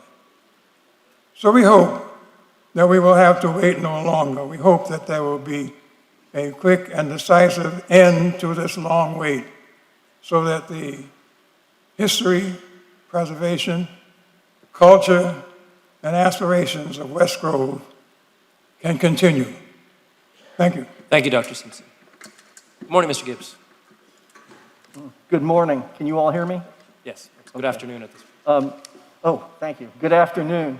My name is Tucker Gibbs with law offices 3835 Utopia Court in Coconut Grove, and I'm here on PZ 8 and 9, which is the Design District SAP amendment. My client is Bay Point Property Owners Association. They have directed me to state that it has taken no position on this application. And there's a reason for that. The reason is the community is divided. It isn't like everybody's in favor of it or everybody's against it. It is literally split. And the board could not get a consensus on voting either way. And for that reason, they wanted me to report that to you and be specific about why. So thank you very much. Thank you for your comments. So Tucker, the association is not taking a position, That's correct. but individual residents are. Absolutely. Individual representatives can take whatever position they'd like. Okay, all right, thanks. Thank you for your comments. Good. Yes. By the way, I You're can't doing a go. You're doing a Columbo on me. One more thing. I'm sorry, I can't leave this podium after hearing all of this today in my community and not say something. This is a great project. It's a great project for the community. The community wants it, and I hope you all vote for it. Thank you. Thank you for your comments. Is that on behalf of Bay Point?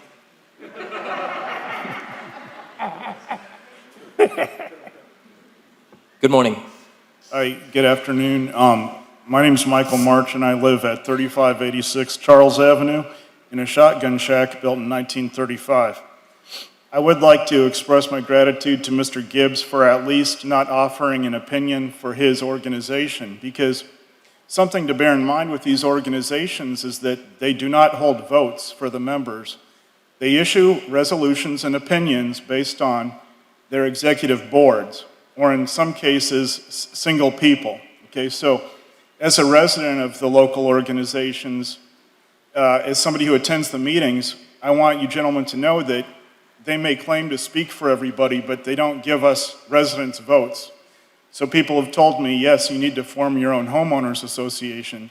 And maybe I will sometime, but for the meantime, we try to give people the benefit of the doubt and at least speak our piece, even if we can't get them to take our votes on these items. Okay? So anyhow, I would like to remind you gentlemen that Charles Avenue is a historically designated street, as you brought up, Commissioner. I'm here to oppose PZ items 6 and 7. First off, I don't believe you should get a commercial upzoning on any residential street without the express consent of all of your neighbors. Secondly, as I mentioned, Charles Avenue is a historically designated corridor, and you gentlemen have been there with me through this in this journey of several years. The designation of Charles Avenue is something that weighs heavily among those of us who still have standing houses on the street, whether our homes are individually designated or not. Homes on Charles Avenue, which are older than 50 years, cannot be demolished without permission from a City of Miami historic officer. Has everyone here heard the saying, "A rising tide lifts all boats"? If one family has redevelopment rights, then we all should have redevelopment rights, regardless of our ethnicity, our political influence, or our finances. I ask you, gentlemen of the Commission, please either deny the applicant's upzoning today or remove the historic designation of Charles Avenue for the rest of us. Otherwise, to grant this upzoning on a historically designated street would mean that the rules do not apply equally to everyone. Please vote against PZ items 5 and 6, and thank you for listening. Thank you for your comments. Good morning. I'm going to call it morning until I get lunch. Okay, it's almost 1 p.m., so I'm You're going to right. say good afternoon, We're Commissioners. gonna try to get everyone in for public comment before lunch so that nobody has to come back after lunch to be heard. So as soon as we're finished with public comment, we'll take a break. Thank you. Okay. Eileen Batari, 505 Northeast 76th Street. I live in historic Palm Grove in the Upper East Side community. I'm here to say that I am opposed to PZ 8 and 9, which is this 36-story high-rise. I'm going to try not to be repetitive of what has already been said, but I wanted to bring to your attention that if you drive down Biscayne Boulevard, which is the commercial strip in the Upper East Side community, you start at 87th Street and you go south to 36th Street, you will find 4 buildings that are 12 stories high. You will not find any buildings that are higher than that. The rest of the buildings on Biscayne Boulevard are between 2 and 6 stories. And we worked very, very hard when the planning process was implemented for Miami 21 to make sure that our zoning on Biscayne Boulevard reflected what was already there. So you keep bringing up this, even though they want to go 36 stories, that the density is going to be the same, and it's not going to have any effect on the traffic. Well, I can say to you, after living in the Upper East Side for 38 years, and I've seen the traffic reports, that Biscayne Boulevard is already an F road. So it's not going to make any difference. We have gridlock every day, starting at 2:30 and going on to 7 p.m. So whether the building, and I'm opposed to the building even being 20 stories. I believe that Miami 21 was supposed to protect our neighborhoods and make sure that when development came, and we're not against development, that it was in balance. You cannot put a 36-story high-rise next to a 12-story building, which is on the next block, right next to it, and say that's in balance. It is not in balance. So I am opposed, and I hope that you will vote to lower the height back down and put this in balance with the rest of the Upper East Side community. Thank you. Thank you for your comments. How's it going? Going well. I'll try to be brief. My name's David Porter, 3351 Hibiscus Street. I'm also president of Stirrup Properties. Oh yeah, I guess I should take my mask off. Thank you for that. First, I want to say I'm proud to represent my family here and trying to represent my great-grandfather's history and tradition. One of the things that's always interesting when we have these kinds of conversations is people talk about the history of Charles Avenue. And my great-grandfather was at the center of that history. You look at the head of Charles Avenue, and that's the house that he built. You look at the other end of Charles Avenue as the cemetery that he built because there was no appropriate place to bury his wife at that point in time. And so Charles Avenue's history really is my family's history. And the history is complex. While EWF Stirrup was known primarily for all the affordable housing that he developed, some of which he sold to people so they could start building their own individual wealth, his legacy was much more than that. Even though I'd like to be able to say, hey, probably in the West Grove, we're still, after over 100 years, still the largest provider of affordable housing within the West Grove. But it wasn't just that. I mean, if you look at where these empty lots were, that's where his partnership with Burdines was. So there was a store there. There was a rooming in there. That was his commercial district initially, because that's what black folks had to do at that time, because we didn't have access to other things. So when we think about the history, let's think about all the history that Charles Avenue represents and what can be representative of what the future is. The last thing I would say is that we have been working on this project for quite some time, and we've done a lot of outreach. I mean, I think one of the challenges right now is a lot of the outreach started before COVID. And so when we met with HODA, when we met with the Ministerial Alliance, and even when Grace came up after we had already well into the process, we started talking to them. And we're even now talking with the current residents who have issues. And we will continue to do that because that's also part of my great-grandfather's legacy of always being involved and supportive of the community. And so I say all that to say that obviously I'm in support, but we are going to continue to work with everyone in the community to try and make this a successful project. So thank you for your time. Thank you for your comments. Hello. Good morning, or afternoon, or whatever. My name is Dr. Christine Stump, and I'm speaking in opposition to PZ 6 and 7. I live at 3470 Florida Avenue, formerly 3373 Charles, and I still work within 500 feet of the site at Ransom Everglades every day. I have strong personal connections to the Bahamas, and one of the things I respect most about the West Grove is its rich Bahamian history. Since the Grove was annexed by the city in the 20s, the West Grove has been on the losing end. Especially egregious may be that trash incinerator that operated for decades despite objections, spewing toxic ash and contaminating nearby soils with heavy metals that are still causing problems today. As has been true for 100 years, West Grove residents would suffer the consequences of poor decision-making by the city. Not only will residents down the street hardly benefit, but will be harmed for many reasons. My expertise is in environmental considerations, so I'll speak to that. It would be irresponsible to approve rezoning with intent for a project of this scope without an upfront environmental assessment and mitigation plan, especially in a historic neighborhood, because there will be acute and chronic environmental degradation. Flooding is already a problem because storm grates clog with trash. That's only going to increase with more commercial property up the street. And runoff will be worse with more pavement and less green space to absorb surface water. Stormwater picks up anything that's on the street, and the system drains directly into the bay. So with a commercial property, there would be more harmful fluids from more idling delivery trucks, municipal waste trucks, fertilizers, pesticides to maintain commercial landscaping, industrial volumes of detergents and solvents to maintain a commercial property, especially a hotel. We already have major water quality issues in the bay, and it's largely because of Miami's history of ad hoc development like this without proper mitigation planning. This is not progress for the people who live down the street just because it's Bahamian architecture. This is another example of the West Grove's death by 1,000 cuts. Our neighborhood isn't a financial opportunity. It's a residential community, and it's zoned that way.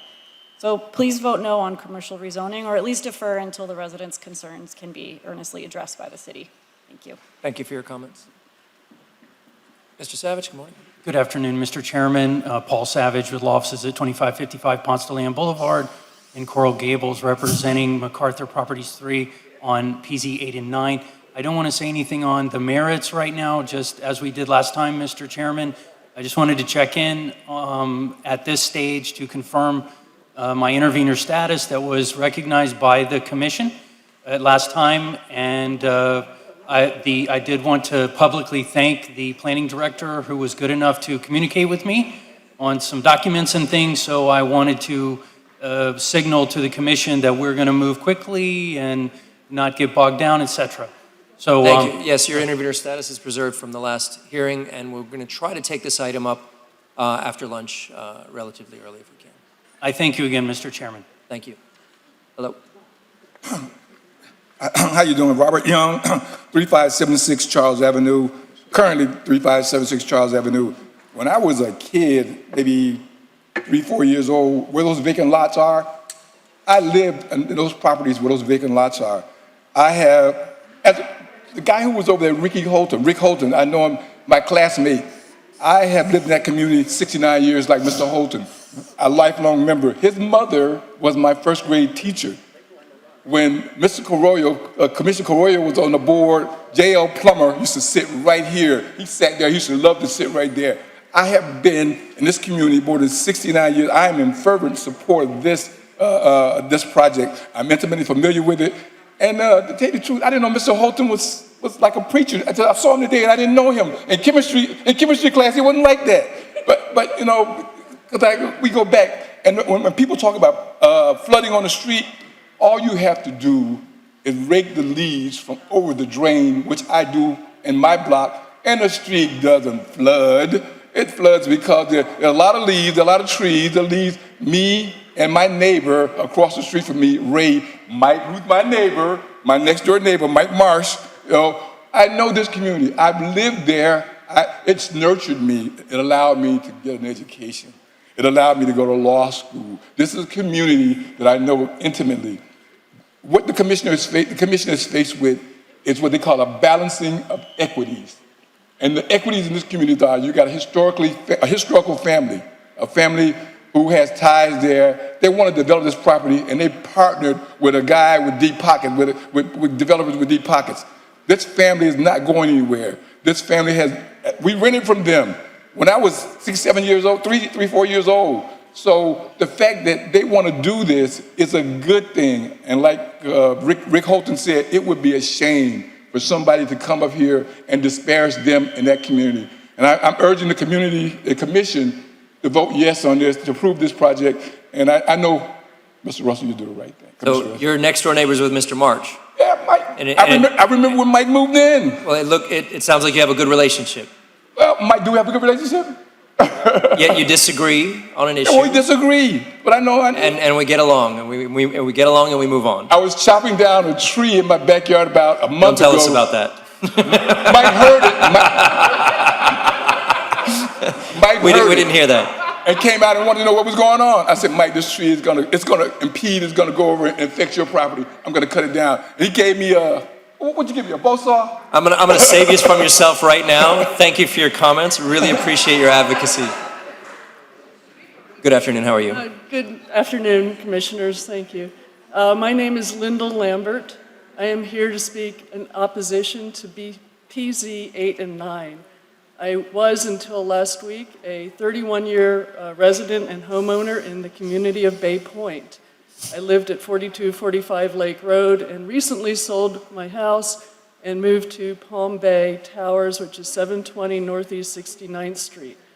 I am passionate about keeping the zoning in the the Upper East Side of Miami the way it is now. I am vehemently opposed to a 36-story tower going in at 38th Street. It would ruin the character of the neighborhood, and it would probably increase traffic, although traffic right now is abysmal. One of the reasons I moved 24 blocks north is because the abysmal traffic down between Bay Point and 36th Street. There are some other reasons having to do with global warming and sea level rise, but I still am a resident along the Upper East Side, and I really think that having a 36-story building there would be abysmal. The Edgewater community, to me, is an abomination. I've seen that grow in the last 20 years. The character of the Upper East Side is still lovely. It's a walkable neighborhood. I'm learning new restaurants around the 69th Street area, and I'd really like to see it stay the way it is. And I also wanted to mention that I'm here on behalf of my former next-door neighbor, Dr. Kim Jacobson, who lives in Bay Point and is a homeowner there. She's been there as long as I have. She wanted to be here today, but her brother had to be rushed to the hospital and she could not make it. And I also noticed that there are 36 people in Bay Point who have signed a petition against the upzoning. But anyway, I feel this strongly with those 36 other people, including the person who bought my home. I saw him on the list as well. But thank you for your time, and have a good afternoon. Thank you. Hello. Good afternoon. Good afternoon to all city officials. My name is Ulysses Kemp. I live at 76 Northwest 39th Street, and I've been a resident there for like 63 years. I am opposed of this change of the 36-story building because, you know, Craig Robinson and I, we have a nice relationship. He does nice buildings. If I'm not mistaken, it's proposed to do like 3 buildings within that same general area. And he does very nice architectural buildings. And I think it would be more beneficial that he concentrate on the architectural side of those and leave the concentration among the other buildings as they are. And the fact that we keep changing the code and giving so many variances on Miami 21 and upzoning, when is the commissioners, when are you guys going to actually take a look at what it's doing to the neighborhoods and how it's impacting this infrastructure, which you guys are not totally responsible for, because I know that there are state streets, there are county streets, as well as city streets that are being impacted with this immense amount of traffic. But that traffic is a contribution to the zoning changes as well. And to me, you know, we got to at some point protect the residential neighborhoods. And I've been here many times, and you guys always see me here along with the same fight. Let's protect the residential neighborhoods from this commercial upzoning. Thank you. Good afternoon. Good afternoon. My name is Hedley Westerfield. I don't live in Miami nor Miami-Dade. I'm a journalist. But everyone's talking about the history of Charles Avenue, and I'd like to bring a little more history to the table. The two properties immediately across the street from the Stirrup House, 15 years ago, had single-family dwellings on it. Those houses were knocked down. Let me back up. There was a bizarre trade of properties where Stirrup family members got 2 condos in the Grove Gardens residence condominiums, which Aries Development and Gino Falsetto valued to be $2 million based on a number they pulled out of the air. So then they swapped those condos for the properties across the street on Charles Avenue that are now part of this hotel property, and $10 and a 99-year lease on the Stirrup House. That was that big complicated deal. They knocked down those houses, single-family dwellings. One was a shotgun, one was maybe a conch. So they could use those properties as a marshalling yard to build the Grove Gardens residence condominiums, hereafter known as the Monstrosity. That monstrosity, 5 stories, is now being used for the hotel. Oh, if they can build that high, we can build this high. But let me get back to these 2 properties.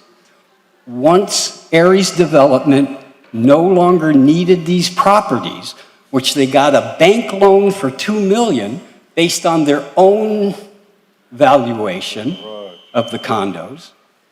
Once they no longer needed those properties, they defaulted. And the bank took them back. And the bank sold them at auction. And they sold them at auction to a former partner on paper of Gino Falsetto. And then eventually those properties were conveyed back to this company that wants to build the hotel. So at the bottom of these 2 properties is a bank fraud. And if you approve it, you've approved the bank fraud. Thank you. Thank you, Mr. Westerfield. Good afternoon. Good afternoon. My name is Pia Palomino. I reside at 321 Northeast 58th Terrace. I'm here to speak against the Design District SAP PZ 8 and 9. So I work as a community organizer, and I'm here to express extreme concern over this project. This development is a huge project, like many people have pointed out, and it is not in scale at all with the surrounding neighborhood. In my work, I see whole communities being displaced and overturned due to predatory development tactics. This is why Miami 21 was conceived, to prevent situations like this. But if you allow this project to pass, then it will serve an example to developers who are trying to prey on the community around it. Please do not allow another example of a developer wanting more than they are entitled to. Please listen to the constituents today. Thank you. Thank you.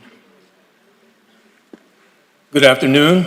My name is J.S. Rashid. I'm a 30-year community developer in Village West Coconut Grove. I live at 2983 Washington. I'm here to urge your support and approval for the Charles Avenue Grove Inn. It is a genius project. It meets all the community development touch points, and it has an incredible, diverse development team that represent this grove, people from backgrounds. From the Village West, we talked a lot about the Stirrup family, but there's others. and they all live in Coconut Grove. And we respect the concerns that have been presented by those folks that have come here later. And I'm a newcomer. I've only been here about 36 years. But those concerns we respect regarding the concerns for traffic and quality of life and encroaching commercialism. But we are in front of the line in those concerns. And we welcome them and join with them and will, once this project is approved and passed, to continue to work with those who have those concerns to solve those problems. But this project is not the cause of that. Traffic has been an issue for nearly 3 decades. And so we can work with those who have that concern about traffic and quality of life.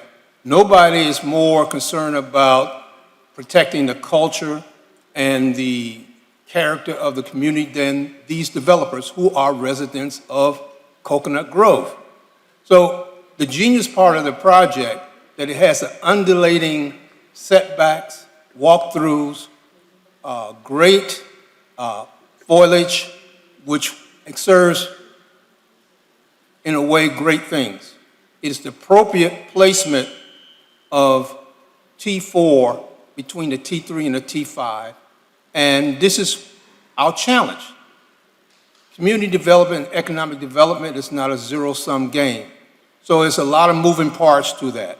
And it's always been the challenge to balance the needs of economic development with the protection of the character and the quality of life of the community. And in this project, you have all those. It checks off well. It's a no-brainer. We urge your support, and it's going to be good for the community. And once it passes, we're going to continue to work with those folks who had the greatest concerns about it. Thank you so much. Thank you. Good afternoon. Greetings, Commissioner Carollo, Commissioner Russell. Paul Christian Nafi speaking in 2 minutes or less. I realize I'm what's between everyone here and lunch on items PZ 8 and 9 and the 36-story building at 3750 Biscayne Boulevard. FOM's office is in Little Haiti in the city of Miami. Thank you, Commissioner Watson, for your invitation last Monday night at the Mano Sano Park. I'm here to speak up for community, economic, and political rights and for the defense of their interests, and the importance of decisions being made transparently at a local level by the women and men who are the main stakeholders in this question on site.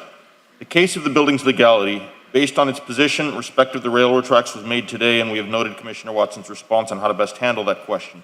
The issue of how the proposed building legally violates the form-based code in place has also been discussed by Pia and others, and thank you for those remarks. I'm here to reiterate the question based on common sense of whether there is any doubt that granting authorization to building a 36-story mega building in a community characterized by 1-story and 2-story buildings, some up to 5 stories, is completely out of scale and character of the design district and surrounding area of the neighborhood, how that would not create a precedent for other developers to request similar permission and irreversibly and fundamentally change the character of this neighborhood and its community.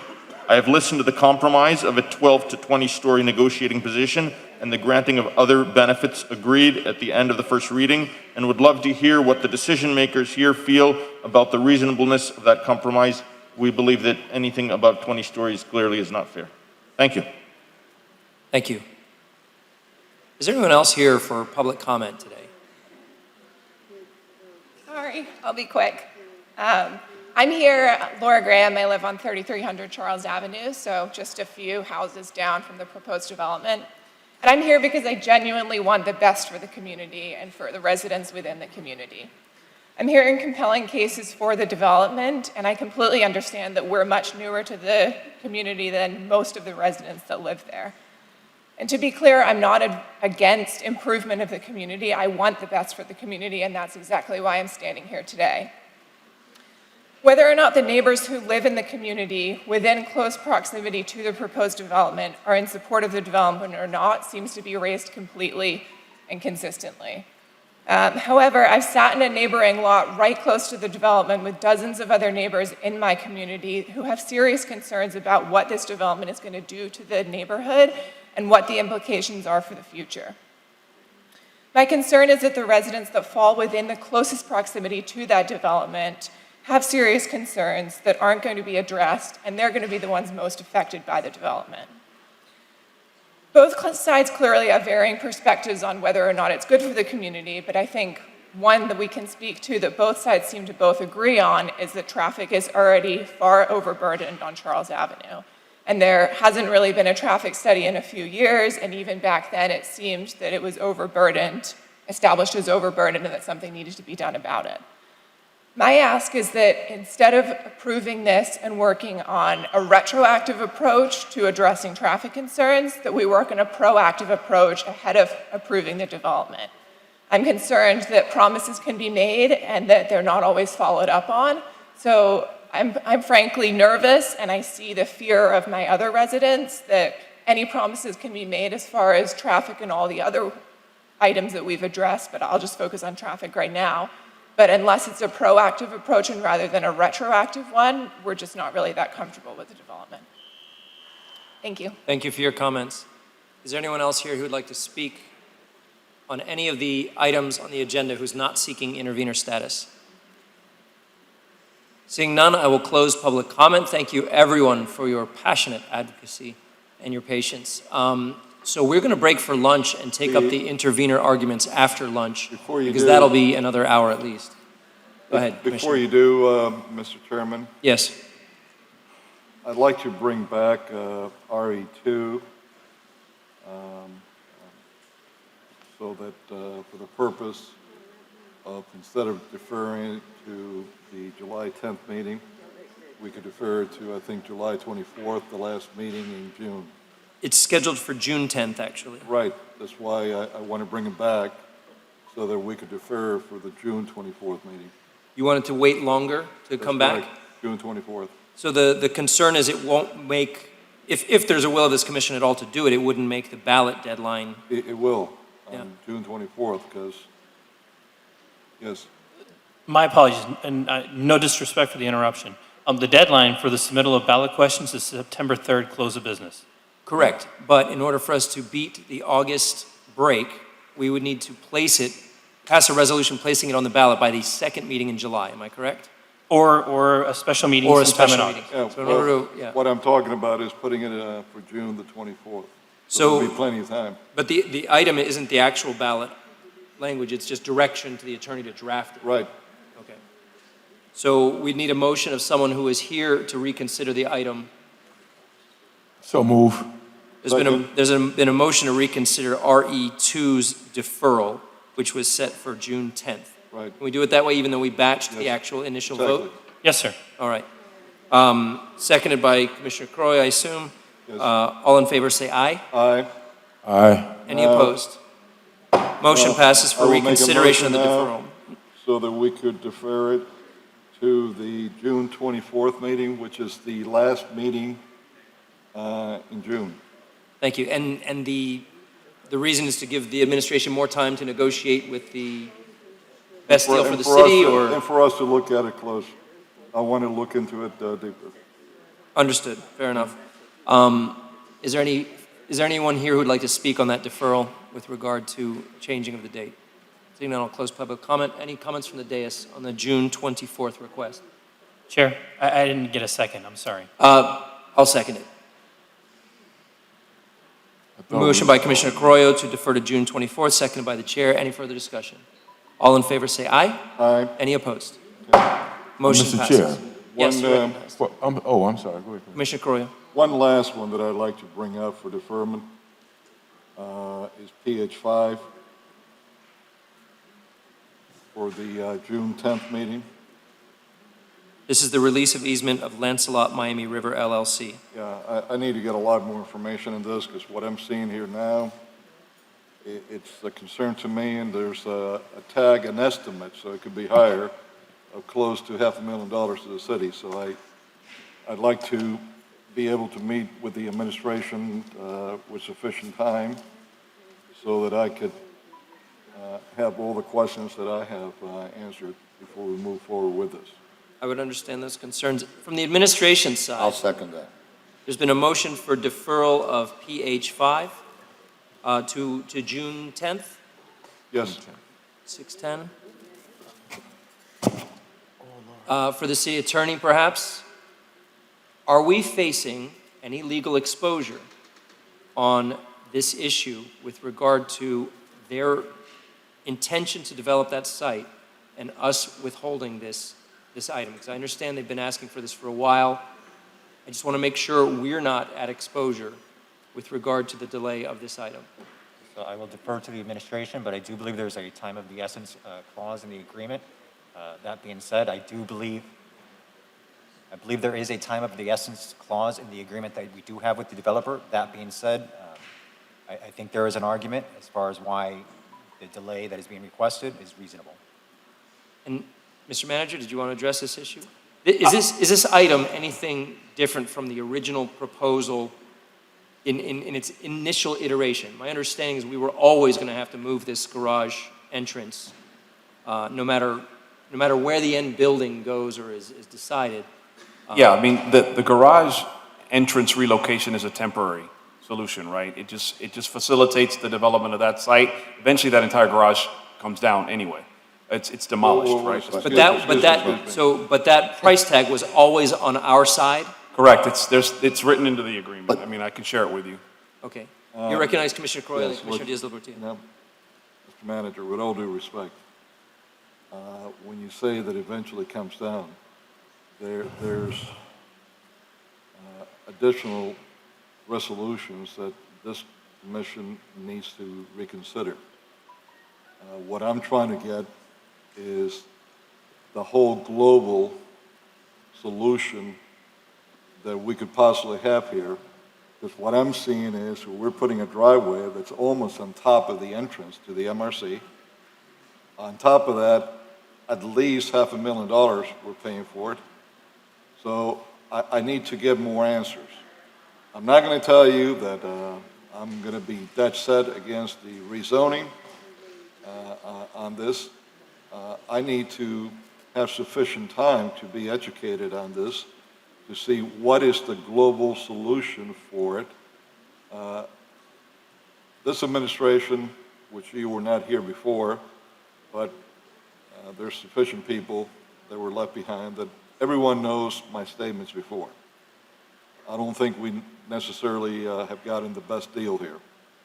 But having said that, there may be other moving parts that might make it more entertaining to look at. But I need to know why we're, out of our pocket, having to put $500,000 to change this and throw it on top of the entrance to our administration building, a whole driveway. When my understanding is we've always had that easement where we have it now. That was part of what we got with the property when it was acquired years ago. Mr. Manager? Yeah, so vacating the easement was always part of the development plan, obviously because they had acquired that site years ago and intended to rebuild it. The timing of it is as a result of the delays in terms of the rezoning, obviously in the movement on the entire redevelopment project. They've been anxious to move forward on the piece of property they already owned prior to the solicitation or this particular agreement being executed. This is a means to facilitate that development, create an interim solution for the entrance and exit of ingress. It's really an ingress into the garage. All of the other moving pieces are still at play, but I'm happy to meet with you, Commissioner. In fact, we can start that conversation when we meet tomorrow. Yeah, and I'll give you a bunch of information. That'll be fine. That'll be. Let me put this on the record. The delay is on their part, because what I last remember, well over a year ago, well over, maybe it's 2 years ago, over 2 years ago, is when this item for rezoning was last up for this commission, and they deferred it, and they never brought it back. It hasn't been put back in our agenda until now, so what's the rush? If they had a rush, why did they defer it back, I think it was around January or so of 2019, and now is when it comes back and everything's a rush. Well, I'm sorry, I need to get better educated on what the rush is, and I need to know where we're heading. What is the global solution that we're looking to do this that might make a bad deal a better deal? Thank you. Or not at all? Commissioner Diaz-Alberti? Okay. To my understanding of where this is coming from and where it's going to and why we're doing it, I'm in favor of moving forward. I will respect the body if there's a will for a deferral, but clearly what has happened here is a change of will in our direction from a political perspective, right? On where we should have our MRC. I just want to, and that's fine. I want to make sure though that the group that we're working with is that we're not putting ourselves in a corner, because we tied up with them in the ballot language and beyond, but we're moving in a different direction now. So I'm trying to see if we can let them out of this so they can move on with their development, their as-of-right development, and I don't want us to be on the hook for having held them up unnecessarily. So I remember this part of it, the easement, the garage, the change, and it does seem like a waste because it's, $500,000 that for a temporary fix while they do the development, but it was part of the original deal. So I want to make sure we're not putting ourselves in a situation to change it. I have a question of the administration. You're recognized. Is it $500,000? Because what I heard yesterday was anywhere between $100,000 to $1 million. So is it $500,000? Yeah, the current estimate is just south of $500,000. So south is, okay, so Yeah, I understand why 480,000. we just don't defer it let's defer it and we'll talk about it later. That's all I'm asking for. Yeah, I just, don't see any danger at all. June 10th? Yeah, For June well, 10th. June 10th is fine. All right, there's, I second it. I'll we have a motion second and a it, second, yeah. right? And Commissioner. again, for the record, I'm not saying in any way that I will be against this. If I could be shown logical, sound reasons why we have to do it, and why we're going to be the ones paying whatever it costs to do it, whether it's $500,000 or up to the million that we originally thought. But for the record, the resolution that we're voting on, it says approximately $500,000, so it could go back to $1 million, and we're still stuck with it. Commissioner Watson. Yeah. And the question I guess I have was I just heard you say something. I remember it was about 2 years ago when they asked for it. Yeah. More than 2 years ago. So I just heard you, Commissioner, say that we're moving in a different direction. And I think what happens is that sometimes we get lambasted. We weren't here. We get lambasted. I didn't know it was moving in a different direction. I didn't know that conversation was concluded. And so I didn't understand the basis of the easement, and if that means they're moving without us having decided about the future of the MRC building, which, after I visited, most feel we need to have a future in a different building. So is that a part of now that discussion, or are we just going to rule on that? Well, I think there's a lack of clarity from the administration. No. I think there's a lack of clarity from this administration as to where we're going.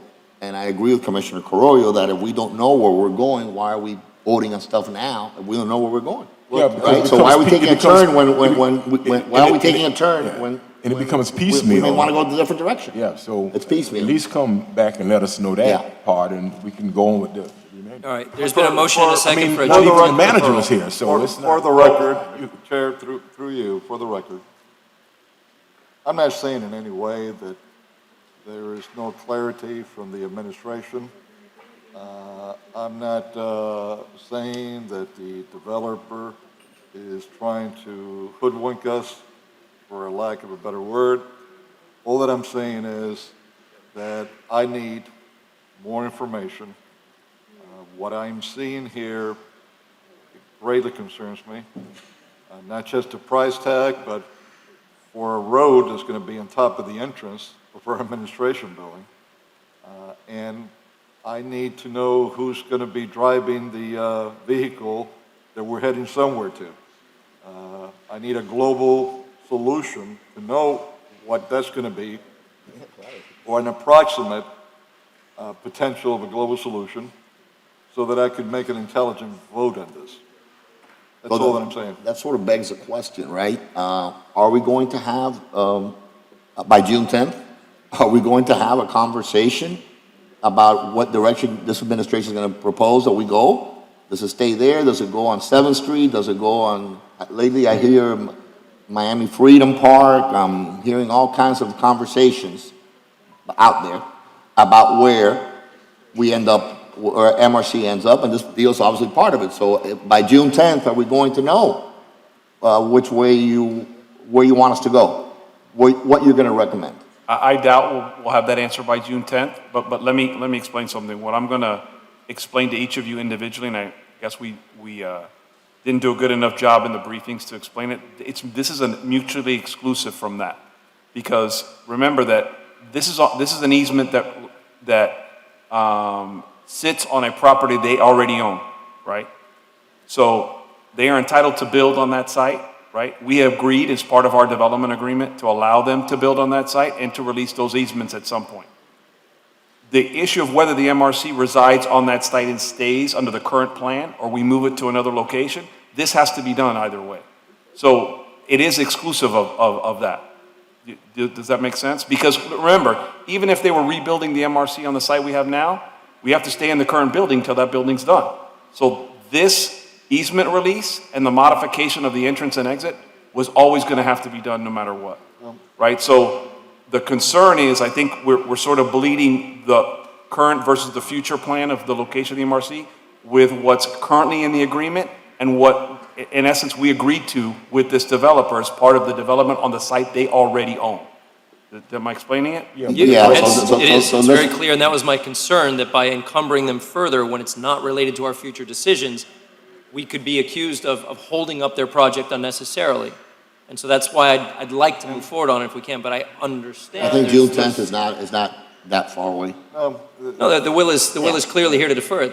I'll try to do a better job of explaining it clearly. No, you were clear. We haven't done a good job of it, but I want to give the commissioner and whoever else wants to meet and do a little deeper dive, a little better. I'll paint the picture a little better for you in terms of what we agreed to in the agreement, what's being proposed, and also a little more context to what we're working on relative to the future plan for the The bigger building. part of the commissioner's concern was, is that supposed to be done on our dime? Yes, sir.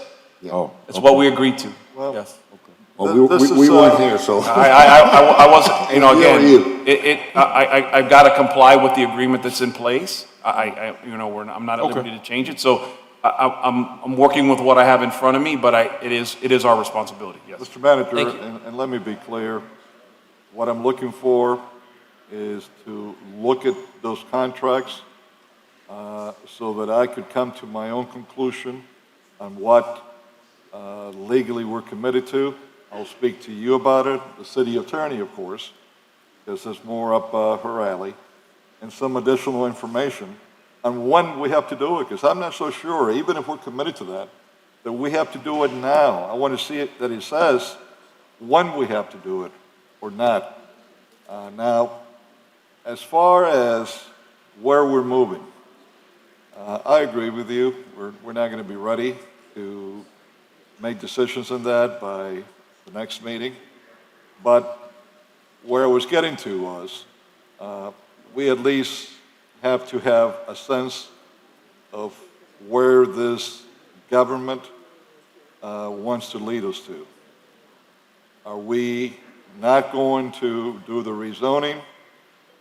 And then we need to know the fallout on that. Or are we going to do it, and then what is the timetable to wherever we're going to go to?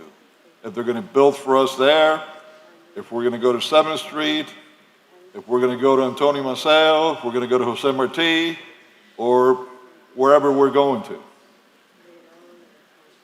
And that we'll have time to discuss afterwards. But I'd like to come to some solutions on that this year, because it's going to take some time to build anything. Agreed. Motion to defer PH5 to June 10th has been moved and seconded. Is anyone here from the public like to speak on that deferral? Seeing none, I'll close public comment. Any further comments from the dais? All in favor say aye. Aye. Any opposed? Aye.